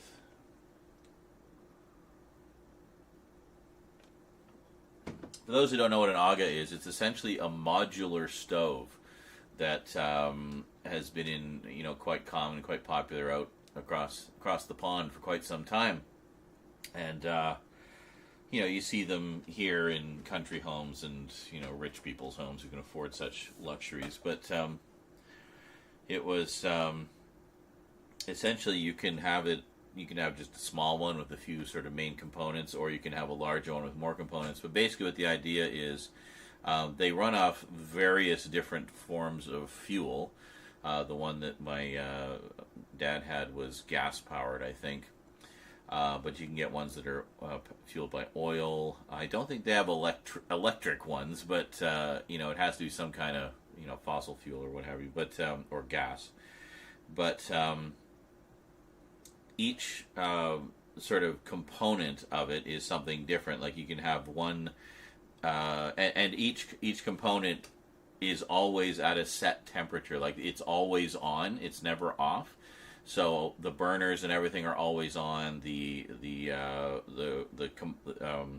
don't want to say the cupboards, but the cubbies that you put food into. It's not like a standard stove where you have the big oven. No, it's a bunch of little ovens, and each little oven has like a different purpose. So there might be one that's the perfect temperature for baking. There might be one that's the perfect temperature for a slow roast. Might be one that's the perfect temperature for broiling a steak. It might have one that's just a warm up cubby where it's like just for keeping things warm. You can have like like a frying surface as well that'll be like always at frying temperature. You have one burner the burners aren't exposed either. They have like lids that go over them, so you're not like the cats aren't going to run on them and stuff. But you have like a thing that opens up and then the burner is exposed, but it's always at a set temperature. So you got one that's like good for just cooking, and you got one that's good for like boiling water and things like that. So you basically look at what they have, figure out what kind of stove you want, all modular, pick out the modules you want as big or practically sized as you want. And here's the thing, an aga is made out of like cast iron and like really frickin' heavy industrial grade metal parts. So A, you need to have a strong enough floor to be able to support the fucking weight of this thing. And B, I forget what B was, but you need a really strong floor for these things. But yeah, so the one that they had was, about like a medium-sized one. It's about the same size as the one that's in Day of the Triffids, actually. And yeah, it was pretty neat. It's pretty neat. My old oven had a broken thermostat, so all gas marks from 1 to 9 were compressed to some tiny points between 1 and 2. Oh God, cooking with that thing was an art form. I fell asleep once and woke up 7 minutes after the food was supposed to be done. I had charcoal. Oh my God. It went from edible to inedible in 7 minutes. Because the oven was like a blast furnace. So basically just everything was barbecue. I didn't shed a tear as I saw that thing fall into the skip in the tip. Yeah, no doubt, eh? One of the reasons an aga is on all the time is it is also your central heating. Oh, that's a good point, yeah. It heats the kitchen and any hot water needed in the house. You'd be able to turn off some parts of the oven to save on fuel. Okay, that makes sense. Yeah, see, I only know what I was told by my father, who was the one who basically told me all the ins and outs of aga. So all of my information is, trust me, son. He led me to believe that you could never turn it off. Once it's on forever.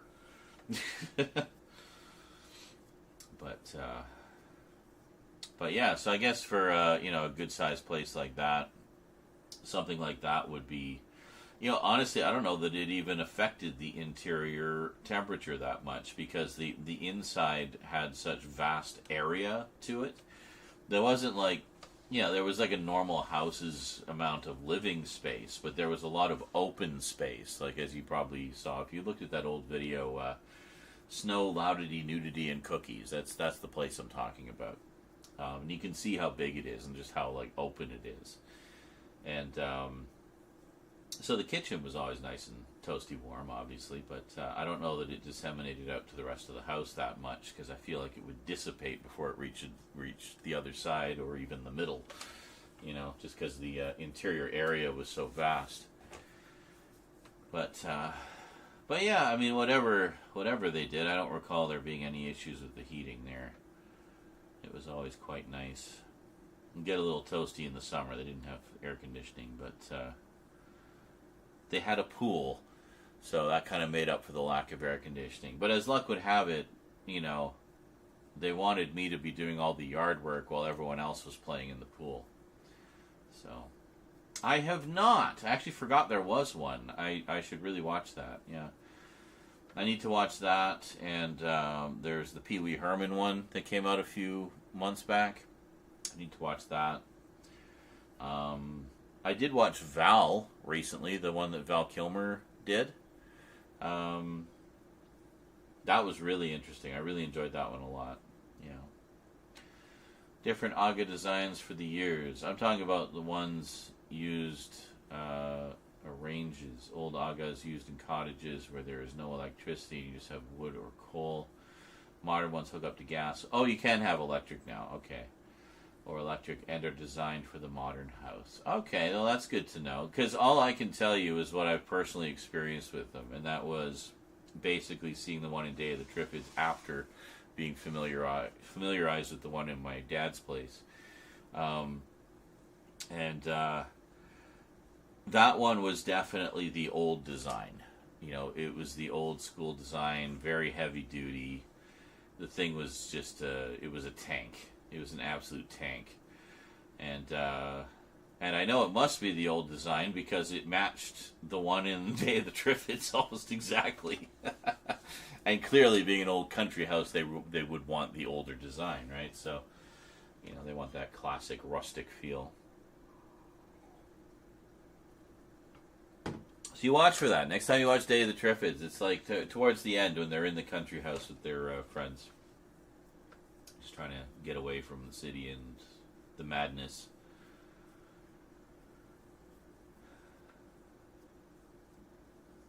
It's another one. I think there's a Mr. Rogers. There was a couple about Mr. Rogers. There was the movie with Tom Hanks, which I still need to see.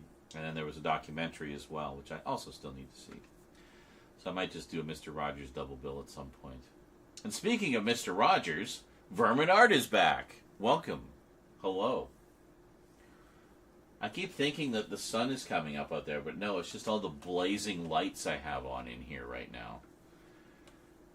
So we've made some progress on the shelves so far. We did all the hammering what we needed to do. So we have this done, which is the base. And it has the feet. I had to improvise with the last foot because I fucked up hammering the other ones in. But that's fine. It'll be fine. It's fine. It's going to be mainly sitting on a carpet anyway.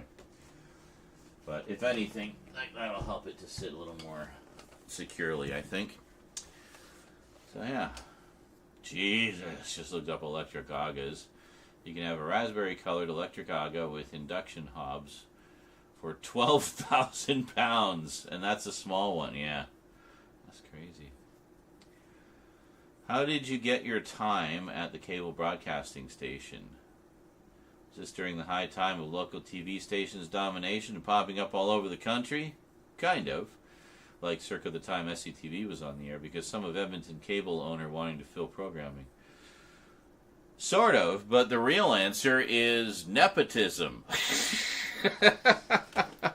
My dad owned the cable company, So he knew I liked video, so he brought me in as his programming director, much to the annoyance of other employees who were more skilled, I guess, or in their view, in their respective positions. But anyway, yeah, that was basically it. It was my dad's company, so he gave me my first job.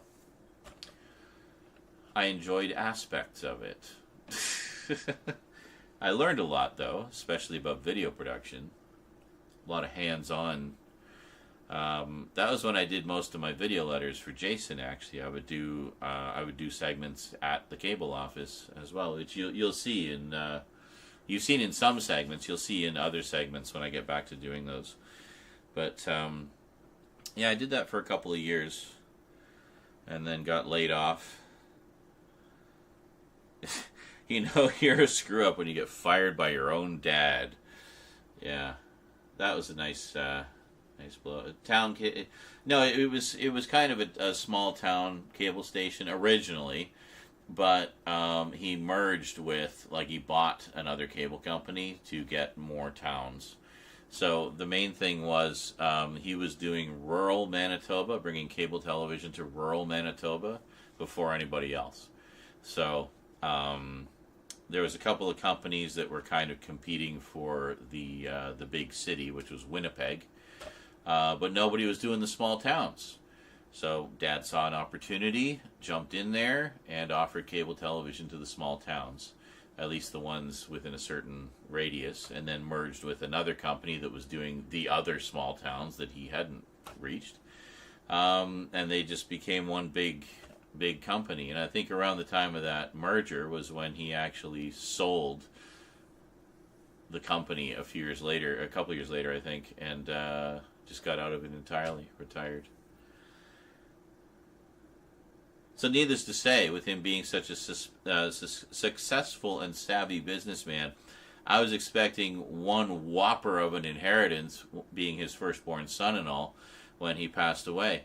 Yeah, no, didn't see a cent. Stepmom took it all.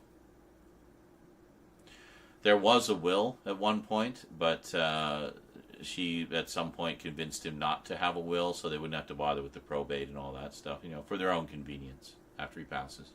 So they just put all the bank accounts as joint accounts, so when he died, it all just went to her.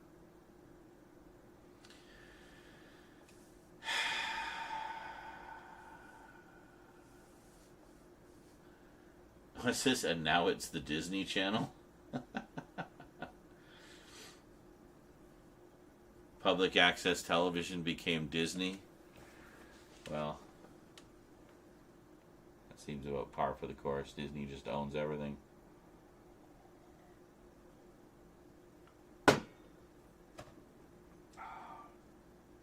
This is an interesting sensation. It's been a while since I mixed booze and weed. Oh. Cool. Evil. What is the Disney Channel?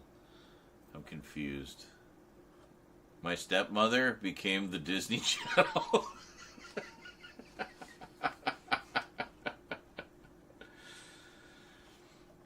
Nice to be a part of that boom/inside track of info and stories. Hey, well, that's what you get for being a long-time viewer. You get all the Z lore, People keep looking for scandal. No, you won't find any. You'll find drama. Sure, lots of drama, but no real scandal. I'm boring.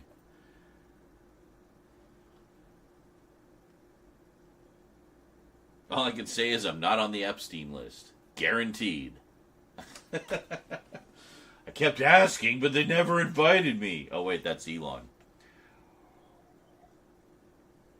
Yes, Wolf Den being the echo effect. Drama, drama, drama, drama. Hey, J606RR.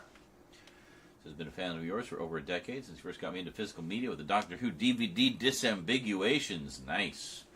Now I have my own place, comfortable income. I've restarted collecting seriously. Excellent. So I'm here for my first stream, so just wanted to say hi. Well, hello and welcome. Glad that I'm glad that those videos have helped people out in a lot of different ways, in a lot of ways I didn't even foresee. The main reason to do them at the time was just to kind of make some sense of this massive DVD collection that I knew a lot of, a lot of newer fans of the show were wanting to check out, but were a little intimidated by the size of the library of the classic series. So it was basically as a service to them. Say like, well, hey, as a longtime classic Who fan, let me make sense of it all for you. We'll go season by season, take it nice and slow, give you lots of information so you'll be all set. Yeah. I should probably do some, I keep talking about it. Every time someone brings that up, I think like, shit, I should really do like an update of that of some kind, because a lot of those previously missing stories have either A, been found, or B, been reconstructed in animated form, and quite nicely for the most part. So, yeah. Your chat was lagging. No, your dad's channel became the Disney Channel, and your stepmom is evil. Oh, okay, gotcha. Hopefully my chats won't lag for like 10 minutes. Duncan says, I remember watching Disney Channel on Sky Satellite. Not the short-lived sci-fi series about the alien boy. I missed out on that, by the way. I remember I introduced you to Sky, and you're like, oh, that looks cool, I'll grab that. And I wasn't collecting a lot of like UK releases at the time, so I didn't get it. And now it's out of print. I think it was a network release, which would explain it. But anyway. Was it? Yes, you stopped me buying Predator and made me realize the horror of DNR. I still don't have Predator. I think the 4K is okay now. Yes, 110% confirmed. I have watched it. It is glorious. It is absolutely an accurate representation of how that film is supposed to look. It's very film-like. I mean, I remember even in the theater noting that it was very grainy film stock. And it is. All the grain is back, as it should be. The correct grain. Not artifacting, just glorious film grain. And it looks beautiful. Absolutely beautiful. Also, it had been so long since I'd watched the movie that when I watched the 4K, I'd legitimately forgotten just what a fucking awesome movie that is. It's like, God damn, this movie's good. It's just got everything. It's like the perfect balance of everything. It's got action, humor, that score, the blood and guts, great character design by I think it was Stan Winston and his team, like for the Predator, and just it's so good, so good. But I gotta get caught up on the sequels. I've seen the first 3, and I need to rewatch 2 and 3 because I haven't seen them in ages, and then watch all of the rest of them. Still have to see Prey. Still got to see possibly.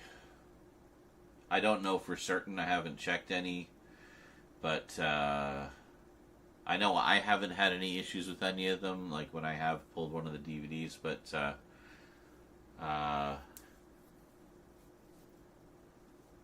I don't know specifically. John McTiernan and all the issues stemming from Rollerball. Oh, the director. There were issues? I thought Rollerball was a big hit. It's considered like an all-time great of dystopian sci-fi. I have the Twilight Time release and a porn parody of it called Roller Babies. Which I've watched twice because there's this black chick in it that is so fucking hot.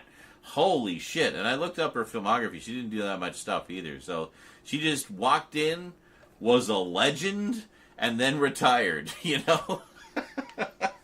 Sometimes that's how it goes. So watch Roller Babies. Super hot black chick in it. Like, I'm not even talking like just run-of-the-mill hot. I'm talking like legendarily, legit goddess level hot. Like, yeah. Roller Babies. Check it out.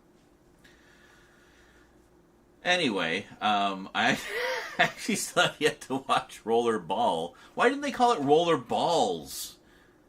Obvious porn title. Come on. Anyway. Roller Babies. Oh. Maybe Roller Balls was a little too close. I don't know. But I mean, nowadays they just say the Avengers, the Triple X porn parody. They just flat out say what it is. They don't even pretend anymore.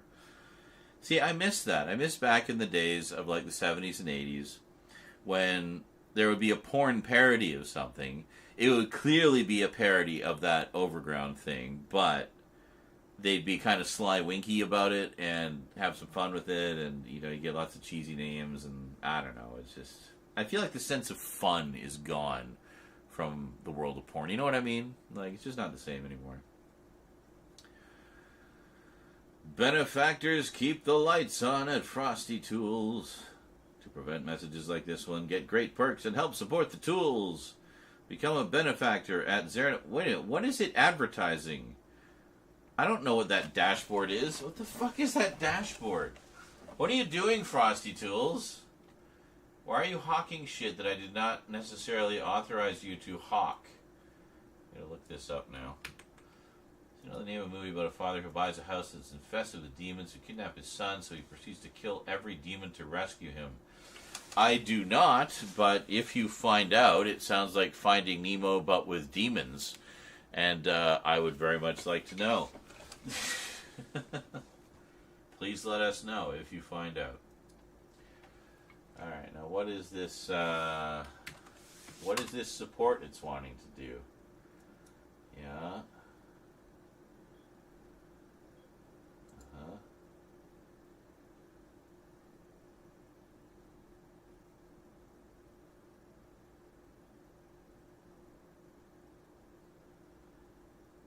Oh, okay. So, yeah, so anyway, I guess it's because I'm using the free version of Frosty Tools. Where are you? It's because I'm using the free version of Frosty Tools. So just to avoid confusion, when Frosty Tools says that, it's not talking about supporting me or supporting the channel. It's talking about supporting Frosty Tools, specifically. So there's no reason to do that unless you're a streamer and are going to actually use the tools. So...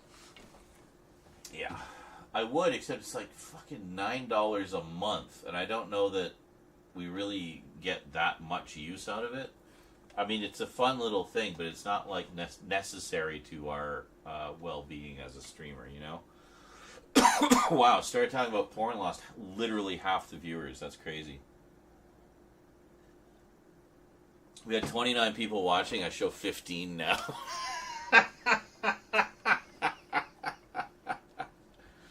Oh, that's why. No. What the fuck happened? Hold on. Why did the Twitch stream end?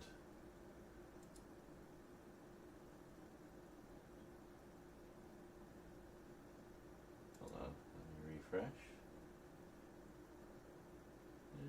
No, still going.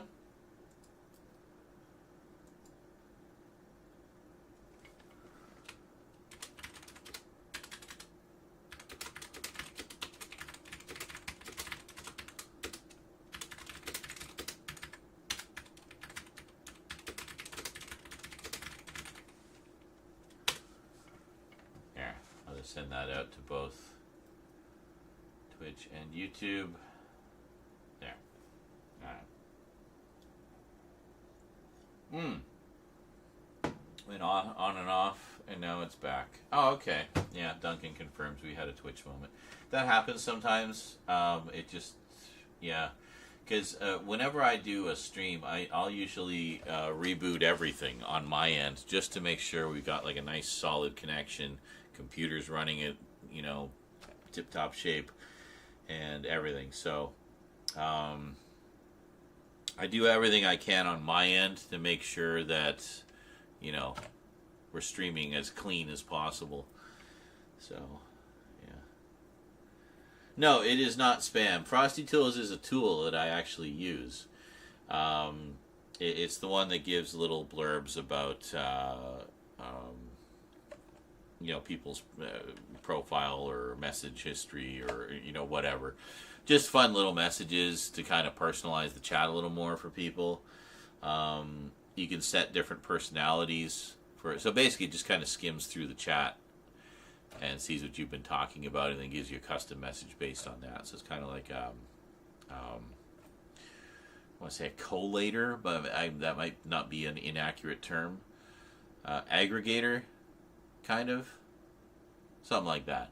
So anyway, it takes like your personal messages and then gives you something personal in return, which everybody can see. It's just a fun thing. But you can assign different personality types to it. So the one that I have is set to be like a private eye, like a gumshoe, like an old school film noir gumshoe. So it treats everybody like they're a suspect. And stuff like that. And it'll look at their Twitch profiles as well and, get any information you can out of that. And, yeah. So Frosty Tools itself is not an advert. It's a tool that I use just to add another little fun element to the chat. But that particular message is an advert for Frosty Tools itself asking for support. Because I'm guessing, they got to eat too. Yeah, we're fine. We're all fine here now. Thank you. How are you? I think John McTiernan wiretapped a producer on it about cutting the film and fighting his final cut and did hard time and went bankrupt over it. Something about wiretapping being illegal. Oh, Jesus. Okay, I didn't know about that. So it was basically, but the long and the short of it was he wanted final cut on his movie and the producer wouldn't give it to him. Crazy. Screen went down as the tool posted, so I thought it was some hack. Oh, no, it's not. Oh, House! Oh my God! How did I see? I never would have guessed it from that description. Yeah, House. I can't pull it off the shelf. It's too far deep in the mess over there. But yeah, House is great. That's one of my favorites. That is a gateway horror movie for me with William Catt and Richard Mull, George Wendt. Yeah, that was a fun one. I remember it being fun. It's like a horror comedy. It's got like humorous elements to it as well. And then the sequel has John Ratzenberger. And then there was House 3, which actually had nothing to do with House at all. Then they did House 4, which is actually a direct sequel to House 1 and 2. Yeah, I have the box set. Arrow put out a box set of all 4 of them a few years back. So... to be able to stand up and grab it off the shelf like that. Well, yeah, exactly. Normally I'd be able to do that, but everything's a bit of a mess right now. That's what these new shelves are supposed to help with. You have to look into it. His wife was, I think, also leaving him at this time, which played into bankruptcy behavior and private eye he had on him. Oh my God. Crazy. John McTiernan.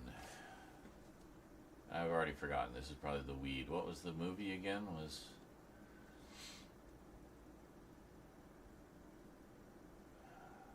Rollerball, right. Well, it obviously got sorted out in the end because he did the first Die Hard, did he not?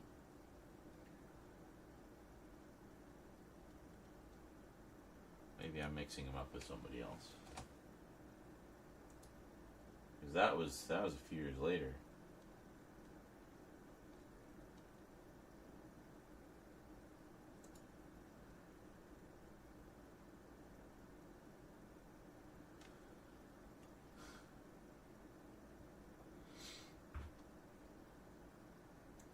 Oh. Oh. Oh.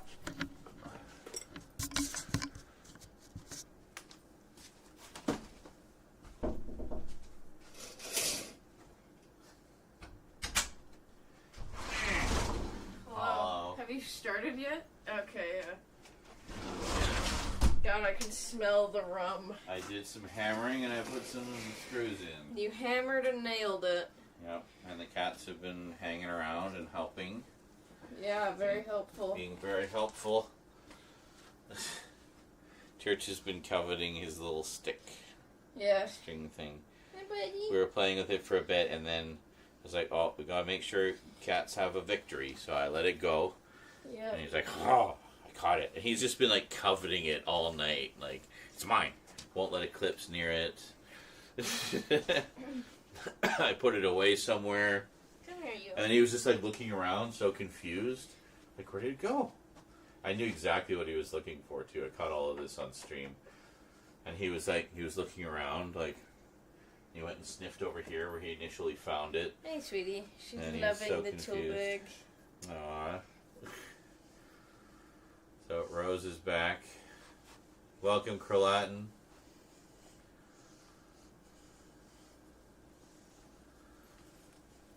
What are you doing? I won a game. Hey, congratulations. Oh, the Rollerball remake. Okay. Didn't even know there was a remake. And it's gone. Was gone and back.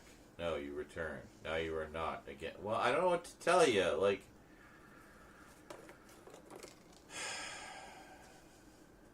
maybe do we just have to reset the stream? You playing with your thing, bud? What is going on? He pulled the string out. Did he? Oh.